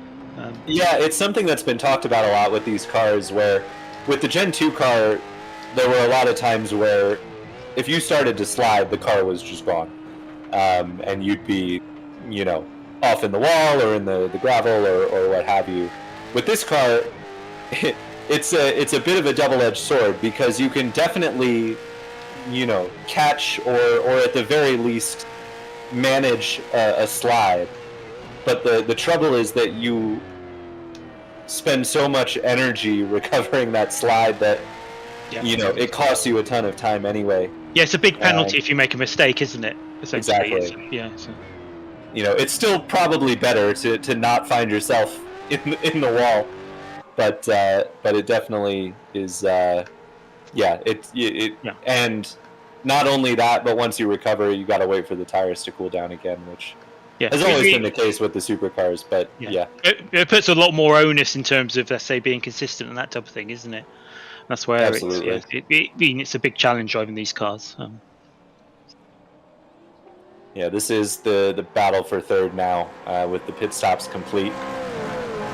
Bram putting some pressure on Marco here, and David in turn putting some pressure on Bram, and I imagine it'll go like this until the end of the race, pretty much. Yeah. So Bram stealths his way up the field a bit, isn't he? In terms of he's fighting for the podium now. Yeah, and we talk about keeping the nose clean, and Bram's done a good job of that today. He,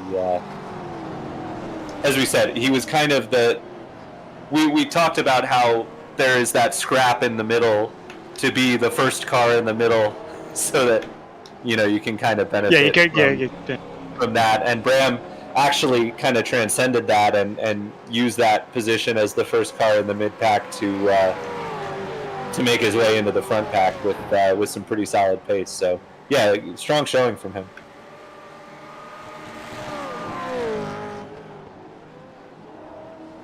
We see Vince starting to pressure Joao Valverde a bit here.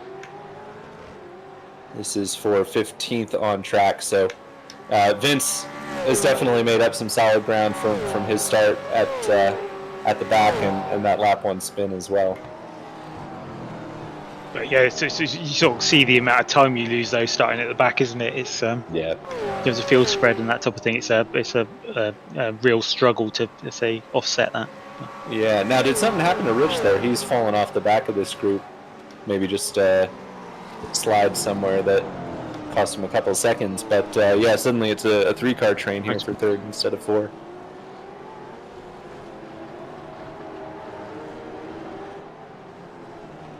Sort of interesting what you do in this situation for Bram, isn't it? Is do you try and push 100% to try and get the place at this moment, or do you wait until a bit later into the having raced with Bram for having raced with Bram for a few years? Yeah. you push. I would be very shocked if Bram doesn't give it 110% going for the podium here. Yeah. I don't think playing safe for points is in his. Well, it's whether it's not so much playing it safe for points, is it?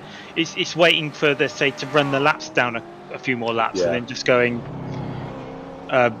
full bore to get the place at the end, isn't it? In the last couple laps, but yeah, no, I think he'll be any slight opportunity he sees. We'll jump on ahead, it. They'll be going for it. And that's the thing with these cars too. You know, you kind of have to take those half chances because you might not get a full chance. Well, yeah. You never know. It's really tough to make a pass happen. So you kind of got to take what you can.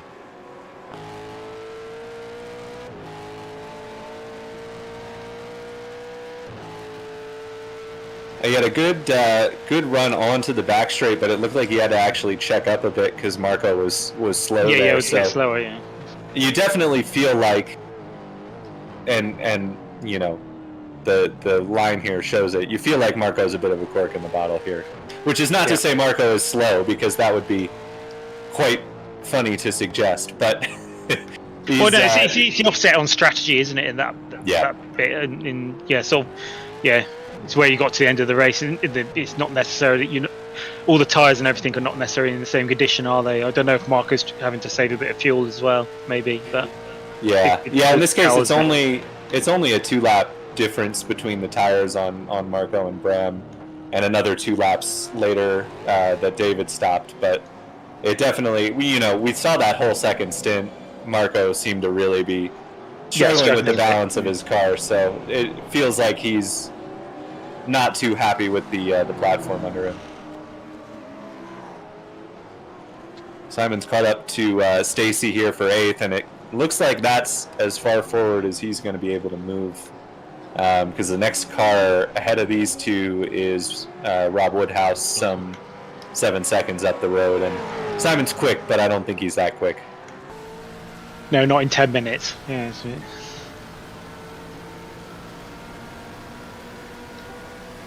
Takes a look. I don't think that was a very serious look, just a showing the nose. Well, that's just reminding the car in front, isn't it? So there, I'm still there. Yeah, that was a bit more serious of a look, but Stacy good on the brakes into the hairpin. Nothing Simon could make happen there. And just keeping an eye on the lap times. I don't think Kenzie is short on fuel. He's pulling away from Johnny, isn't he, at the moment? Yeah. He's setting some pretty stout laps, so if he is saving, that's pretty impressive pace that he's showing while saving fuel.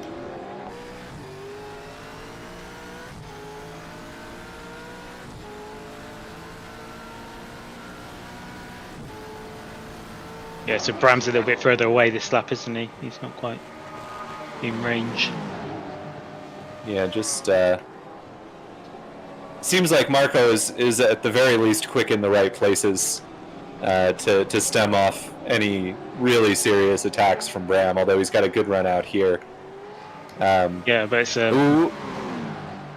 I think Simon knows he's got 10 minutes to make this happen. He's not going to be overly aggressive.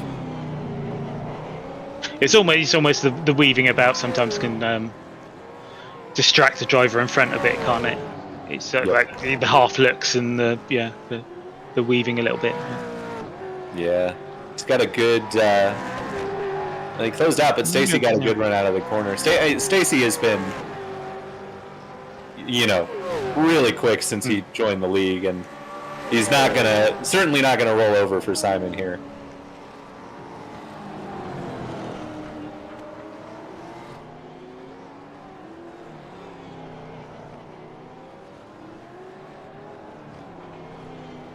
Well, that's a lot of curb. Yeah, Stacy, just a bit more curb than you'd like, and it brought him up onto the kind of the exit curbing on the right-hand side there, and this feels like it might be Simon's chance. But you have to weigh up. You have to weigh up if it's worth going up the inside here or waiting for the hairpin. And yeah, Simon says, "Let's see if I can outbreak you into the hairpin." Ooh, and he's in the marbles. Oh man, that might do it. I mean, he can probably catch Stacy up again, but I don't know if there's time to make a pass happen. Yeah, well, it's 8.5 minutes, so it's not a lot. Yeah.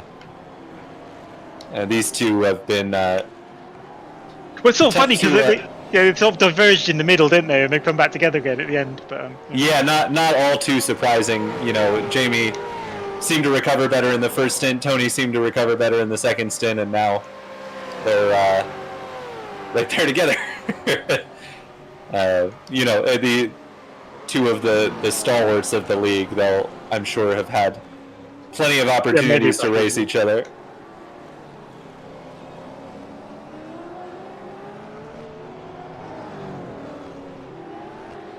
Yeah, that's pretty much the closest battle on track besides this top three group that we keep cutting to. And Bram keeps getting close, but there's just so much. There's only so much you could do, and Marco is, well, he posted in the Discord earlier today that he was 0.1 of a second from qualifying from the top split of Scops. So I think that kind of tells you all you need to know that Marco is not going to be. Not very easy. Yeah. Oh, Bram.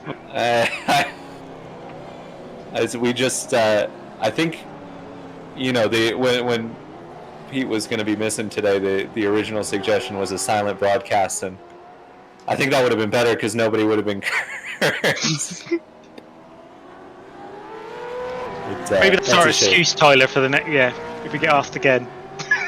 Yeah. Why didn't you do the broadcast? You cursed too many people. So, At that rate, nobody would continue to race,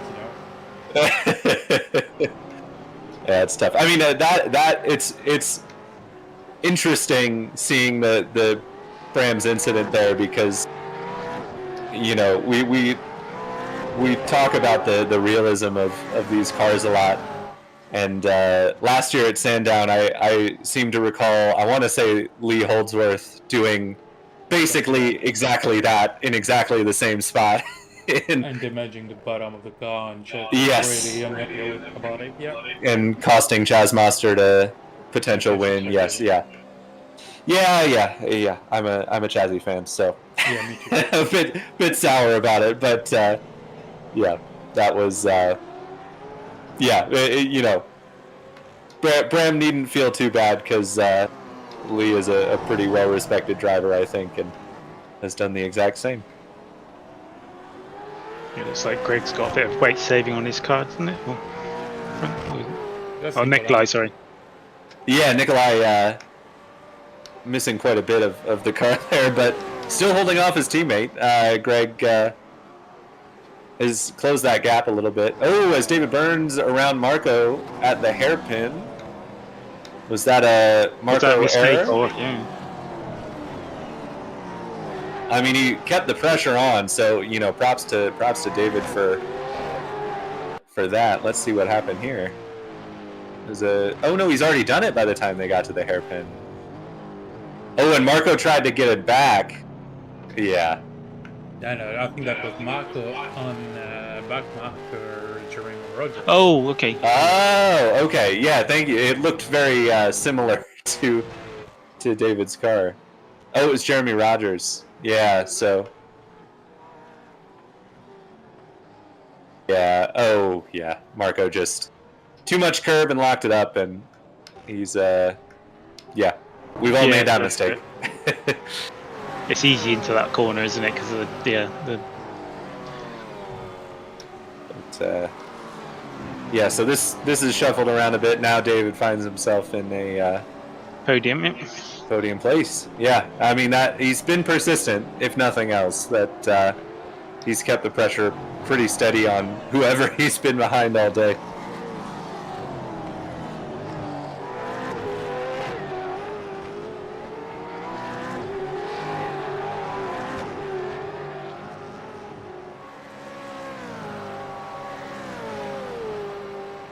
Yeah, so 4 minutes to go, so probably 3 laps ish. Yeah, Kenzie is flying, so we'll see where the cutoff happens. But ooh, bit of a skid there from Jamie, and Tony will be itching to make something happen down the back. It's sort of interesting because he's almost a little bit too close, isn't he? Yeah. It depends where you want to overtake. If you want to overtake before the end of the straight, you need to be a lot closer. But if you want to break down into here, you generally need to be a little bit further back. But yeah. Ooh, as there's an XVR car running wide ahead of these two. That will be. I think that's Darren Reynolds. There's so many of them. Peter Evans. Peter Evans. Thanks, Sam. So. Yeah, one of the plethora of XVR cars. Just having a bit of a moment there as we see Simon has caught Stacy. Whether he's able to make a move happen in the next 3 minutes remains to be seen. Whoa! He is on the ragged edge there.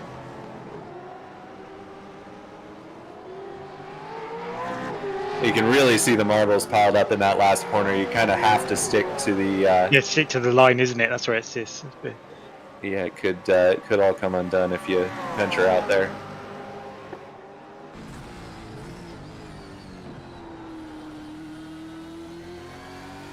Yeah, this is critical championship points for Simon. Obviously, our endurance rounds pay not double, but basically the same as you would for, if you combined the points from a double race round. So.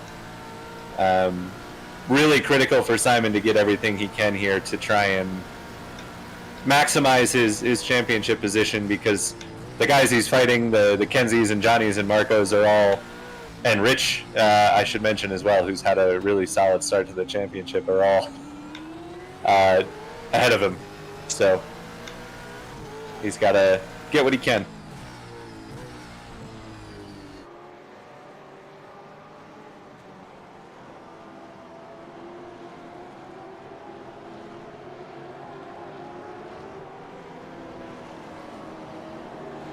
This is Bram's caught Richard, is he?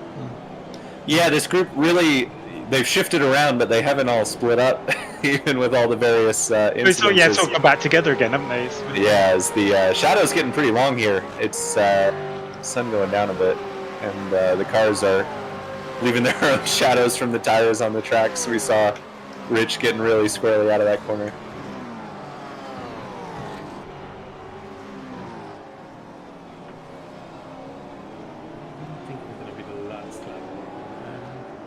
Oh, Rich is slow there. Bram right on him. We think Kenzie has started the last lap here. He is... That'll be pretty tight. Yeah. We'll see if the white's waving. Yeah, there's the white flag. So last lap for everybody here. Simon's still trying to get by Stacy. Ooh, Stacy's a bit wide. This is going to be Simon's best chance for sure. We'll see how hard Stacy defends it. I think he knows that... yeah, you're going to have a go, aren't you? Yep. As we come to the white, Stacy opens it up pretty wide. I don't think Simon's going to clear him. No. Ugh. And just gets up over the curb and the marbles. Oh, but then Stacy loses it. Oh. Oh no. Oh, what no, a he shame spun for it again Stacey. the other way. Yes. Oh, and we've got a couple other cars with damage there. Oh, And Kenzie has crossed the line. He's taken the dominant victory here. As we're still waiting on Johnny to come through in second. And this pack. And what's happened to David Burns?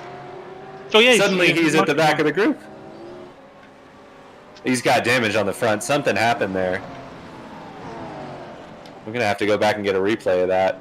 We were so busy watching the fight. So it was Tony and Jamie fighting in front of this group. Tony gets out in the marbles and just spins it up into David. Oh, no, God. What a heartbreaker. That was unlucky, wasn't it? Yeah, that is just pure dumb bad luck for David there. As we see the NQR teammates fighting for 12th here. They're the last cars to cross the line. Oh, they're going to try not to take each other out. Oh my goodness. Man, those marbles are... they're something else. But we should have had a caution mid-race and throw the blowers out. But... Yeah, no opportunity for the track sweepers to clean up. But yeah, unfortunately, it cost David Burns in the end there, as Tony just made a mistake, which we've all done. Yeah, it's one of those things. It's racing, isn't it? That type of thing. But yeah, it's a bit gutting. Yeah, I think it was Steve LaValle last week who had, or last time out, had trouble with a lap car getting in the marbles. So there's your results. Kenzie Neuhoff takes the win. In the end, pretty dominant over Johnny Brandon. And then Marco Nurmela, out of nowhere at the last moment, sweeps into third place and rounds out your podium. Following it up are Rich Wormingham and Bram Dubois for the top 5. David Burns, as we said, the heartbreaker there on the last lap, gets 6th place. We saw Rob Woodhouse's troubles put him back to 7th. Then it's Simon Trendle, the one-time race leader. Ryan Swayze, a good recovery after he had some issues early on. And Stacey Boyd, with that last lap incident with Simon, comes in rounding out the top 10. 11th, Nikolai Bogotyrev and Greg Carr. We saw crossing the line there. Philip Drzewicz came home in 13th. Mikko Koitinen, 14th. Joao Valverde, trouble at the start, comes home 15th. Vince from the back of the grid gets up to 16th ahead of Jamie Wilson. Rowley, after my commentator's curse, brings it home in 18th ahead of another commentator's curse, Sean Smith, in 19th. Jeff Saunders in 20th. Tony Klusterman after that last lap trouble in 21st. Anthony Young, Peter Evans, Jeremy Rogers, Brendan Uren, Darren Reynolds were your finishers. And then Ant Woodward and Stuart Brown didn't make it to the end. Ivan. He was. Oh, I'm sorry. And Ivan also had to disconnect pretty early on there. So, man, Rob, well, we were robbed of a bit of a barnstormer finish there, but it was certainly not short of excitement. No, the battle for third was really good, wasn't it? Yeah, it was a little bit unfortunate about the top 2 and Simon. I mean, it'd be interesting to see what Simon says in terms of what actually happened. Yes. Yeah. It was a thoroughly enjoyable race, wasn't it? In terms of. Certainly was. So, just waiting for some drivers to get into the interview room here, but. Yeah, it was a good one and a good day for Kenzie padding his championship lead. Well, we've got one of our podium finishers willing to show their face. Oh yeah, I can't drag people anymore. Sam, you want to grab Marco and bring him into the room? Marco, how's it going? Tired. A bit of I guess you could say an unexpected podium for you at the end there. What did you see in those last couple of corners? I actually noticed that Tony went on top of the curb, and late of the stint, it's gonna spin the wheel. So I was actually aiming there if it's gonna spin. Yeah, certainly. The marbles made for quite a few of those late race incidents. I know we talked about it in the Discord before, but you seem to be the kind of the odd man out as far as that front group and strategy was concerned. You were in the pits early. Was that planned, or was that just you trying something? No, it's I like lap 10. I like completely lost the ability to brake. My knee was so tired from the Scops qualifiers, 3 days running like 6 hours a day. So yeah, it's and I had one today and now this one. So like lap 10, I noticed like I couldn't do like the small braking. I had to do like big brake or no brake. So yeah, that was learning, and that's why I dropped after my first pit stop. I dropped quite fast because I was just trying to learn to brake again. So yeah, we were going to ask you about that because we saw you let Johnny and Kenzie through. We weren't sure if you were burning a slowdown or just gonna try and ride in behind them. Was that just a pace thing? yeah, I was actually scared of because the new tires and the braking style, it was so unstable on the Mickey Mouse section on there. So I didn't want to be on front of anyone there. So yeah, it was a tough one. Like I don't think I've ever been this tired of just sim racing. Yeah, that makes sense. I mean, these cars definitely take a lot out of you. We've certainly, well, I've felt it in Yeah. most of the races this season, and I am sure Rob has too. But After 6 hours, yeah. yeah, that'll be tough. But well, you certainly made the most of it, given your struggles. So, anyone you'd like to give a shout out to before we let you go, Marco? Big shout out to Rowley making the paint for me and our team. So yeah, it's thanks to Rowley and you guys and all the drivers, and yeah. Awesome. Well, congrats on the podium. Hope your knee feels better, and we'll see you at the next one, Marco. Yep. Thanks. All right. Let's see. A bit quiet in the interview room. I think everyone's pretty tired after that one, Rob. Yeah. Sam, you want to grab Stacy for Rob to interview? I would have been easily hold him off. we pulled you into the booth, Stacy. Well, sorry. you could lose, yeah. So yeah, you got caught. So how did you feel that went? Because it seemed to be a fairly up and down race for you in terms of. Well, I was fuel saving most of the race. I think I should have stayed out a little longer that second stint, and then that way I'd have had better tires to fend off Simon. And then that last lap there, we got side by side, and I got in the marbles. And then once you get offline, it's over. Yeah, I mean, did you find that? I mean, particularly with this being an endurance race, with let's say the track evolution, was it quite heavy in terms of the marbles build up and that type of thing?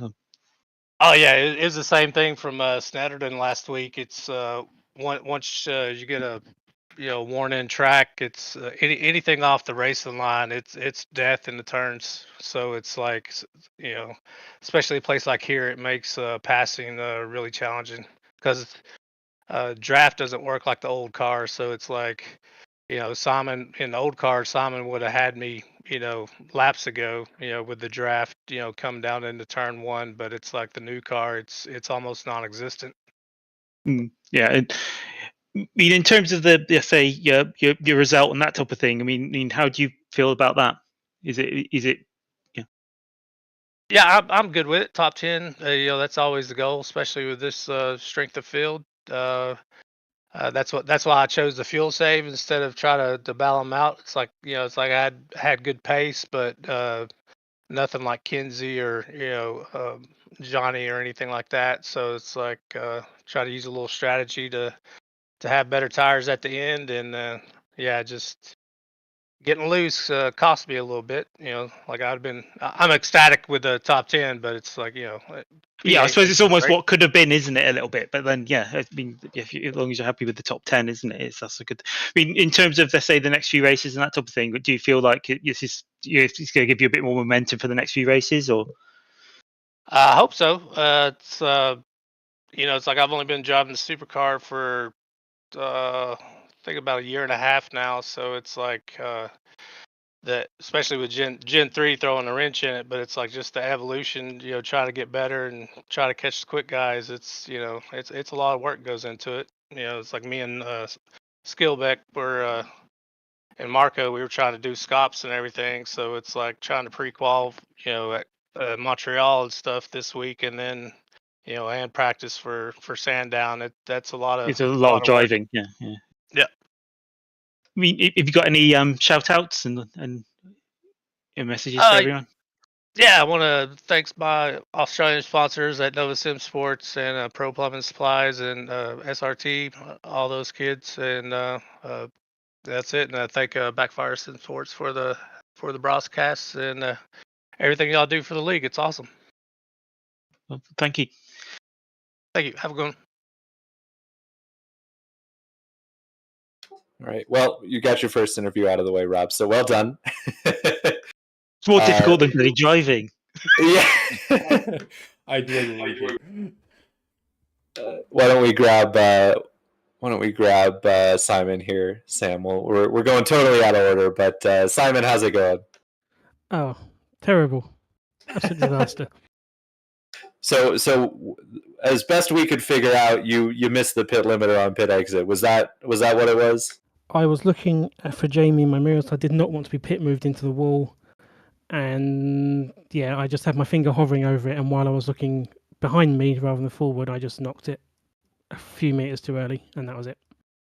Yeah, that's tough. I mean, we were pumping it up. It was shaping up to be a great battle between you and Kenzie. It looked like he had outsaved you a little bit, but that was going to be close. Yeah, no, I'd thrown it away already when I came out of the pits the first time and forgot I was on cold tyres, and just threw it over the chicane in the second and third corner. Got myself a slowdown. So there's a couple of seconds. So yeah, without that, I probably would have been within a few seconds of Kenzie coming out the pit lane. I wouldn't have had Jamie just up my arse as I was trying to rejoin the fast lane. Yeah, no. I knew he was fast because he was fast in the Thursday, and I was a tenth or two slower, and I've improved the car. I'm only a tenth slower now. So, but yeah, I knew if he was ahead of me, I was done because I wasn't catching him, and I definitely wasn't passing him. So yeah. I tried something different as well, and it did sort of work. I quite like the idea, and I didn't want to go head to head with Kenzie because, as I said, that he's faster easily, so I would have lost. So tried something else. And yeah, it definitely seemed like you would have benefited from Johnny and Marco putting up a bit more of a fight than they did. But if it makes you feel any better, I think just about everyone who finished on the podium missed the chicane on their first lap out of the pit. So you're certainly in good company. Right. Yeah. Yeah, I was surprised where I rejoined, because if I'd rejoined there, I could have added a little bit of extra fuel as well, which probably would have helped. But I just split it in half and went, there we go, good enough. Very good. Well, yeah, you certainly. I think you're underselling your pace just a little bit because we were watching the times and you were.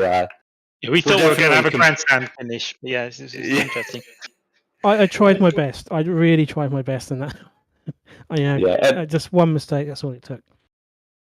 Obviously, your last lap battle with Stacy was quite exciting as well. That from you've got it to you've lost it to you've got it again, all in the span of about 10 seconds there. Yeah, the marbles claim another victim. I mean, even though I gassed up, having gone offline into the chicane, I found a load of marbles and was like, oh, that's not good. Only to then see a couple of seconds later Stacy find them as well and have a much worse time of it. So, yeah, they're tricky, those things. They certainly are. Yeah, you were one of quite a few to fall victim to them at the end there. So, well, anyone you'd like to give a shout out to before we let you go? Yeah, Jamie for giving me a speeding penalty by distracting me. Everyone for a good race. Kenzie for being too bloody fast. Slow down, please. And you guys for obviously the broadcast and whatnot. Awesome. Well, thanks for joining us, Simon. And we will catch you at the next one. Yep. See you then. All right, Rob, you want to take a stab at our runner-up because we still don't have Kenzie yet, but we do have Johnny in the interview room. Hi, Johnny. How do you feel about that? That's quite a... Yeah, good fun. It was painful, but it was good fun. So it's sort of interesting how the race progressed, isn't it, over time? Because obviously off the start and that type of thing, you were second. Yeah, I had a great start. Yeah, I mean, yeah, which is good. I mean, how did you feel after that? I mean, when you're in that first stint, and you were following Marco. Did you, in terms of the stopping like slightly earlier and that type of thing, was that all planned, or was that a reaction? No, to I never Marco? plan it. I just make it up as I go along. I think you either do it early or you do it late. But was that a response to Marco pitting, essentially? Yeah. So I thought, you know what, I'll pit now so I can stick with Marco, and then I overshot my pit bay and reversed, and yeah, didn't exactly go to plan. Okay. I mean, after the first stop, you sort of found yourself, didn't you? Well, yeah, we were just ahead of Marco at that time, weren't you? No, I was right behind him, I think. And then when we come out after the first stop, I'd lost a lot of time because I overshot my bay, and had to reverse back into it. And then I don't know if I took more fuel than anybody else, but I was behind Simon, and I think I was in third. Yeah, then Simon made his mistake in the second What stop. happened to Simon? I've no idea. Pit lane speeding penalty, just coming off, just hit the limiter too early. Yeah, so in that, yeah, sort of, yeah, I mean, sort of, how did you feel as a whole then, in terms of how it went and getting the second place, obviously, because you almost sort of, I suppose, with Simon getting dropped down, you sort of got a place back from that. You got a bit lucky, yeah. That's all I had to say. Yeah. Yeah, happy with that. I think that's probably the best outcome I could have had. For the last 15 laps, my knee was crippled and I was in agony. Okay. So I wasn't saving fuel. I was just really struggling to touch the throttle. Yeah, it seems like there was a lot of tired drivers out there. Yeah, Marco my knee was terrible. I think Marco had a similar issue. He's also got terrible knees. Okay. I mean, for the next few races, how do you sort of feel going forward in terms of? Yeah, I can't make my mind up whether I'm enjoying the car or not. Not a big fan of Sandown. But yeah, it's all good fun.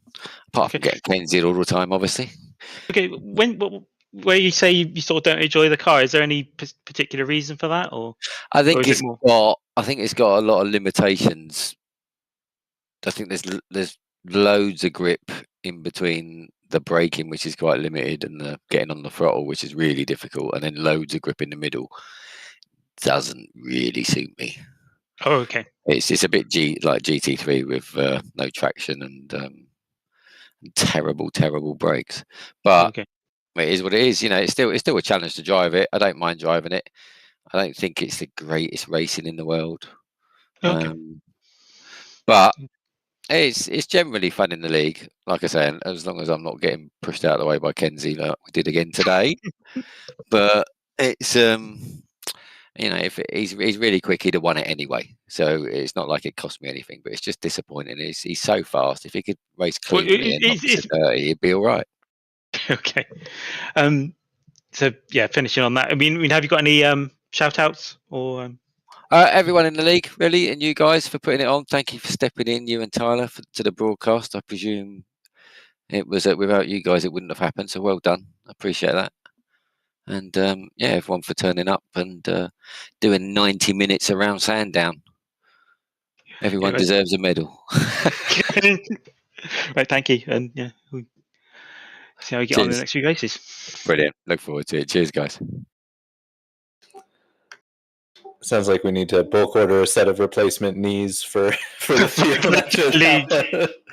All right, we got. Well, maybe we need a yellow halfway through the race so everyone can stretch their legs. But yes, yeah, we've got time for one more interview. So why don't we grab Bram, our 5th place finisher, who I think is the next in the booth. Bram, how's it going? Good afternoon, guys.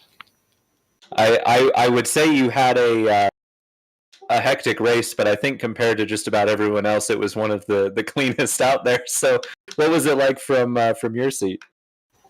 I saw quite some dirt on my windshield because from seeing everyone's rear end. It's a very hard track to pass.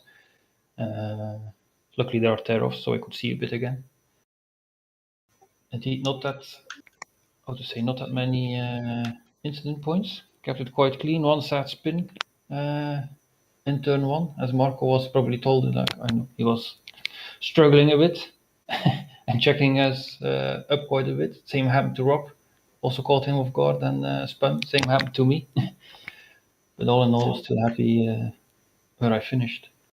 Yeah, it was a really solid result. It seemed like a bit of a conveyor belt in that group of four that you were in with Rich and David and Rob and Marco, where one of you would get to the front and then make a mistake, and then the cycle would continue. But you definitely had really solid pace today, and seemed like you were able to capitalize it pretty well outside of that little spin in turn one. But as we said in the booth at the time, you're in good company because Lee Holdsworth did the exact same thing in the real race last year. So not anything to be too ashamed of.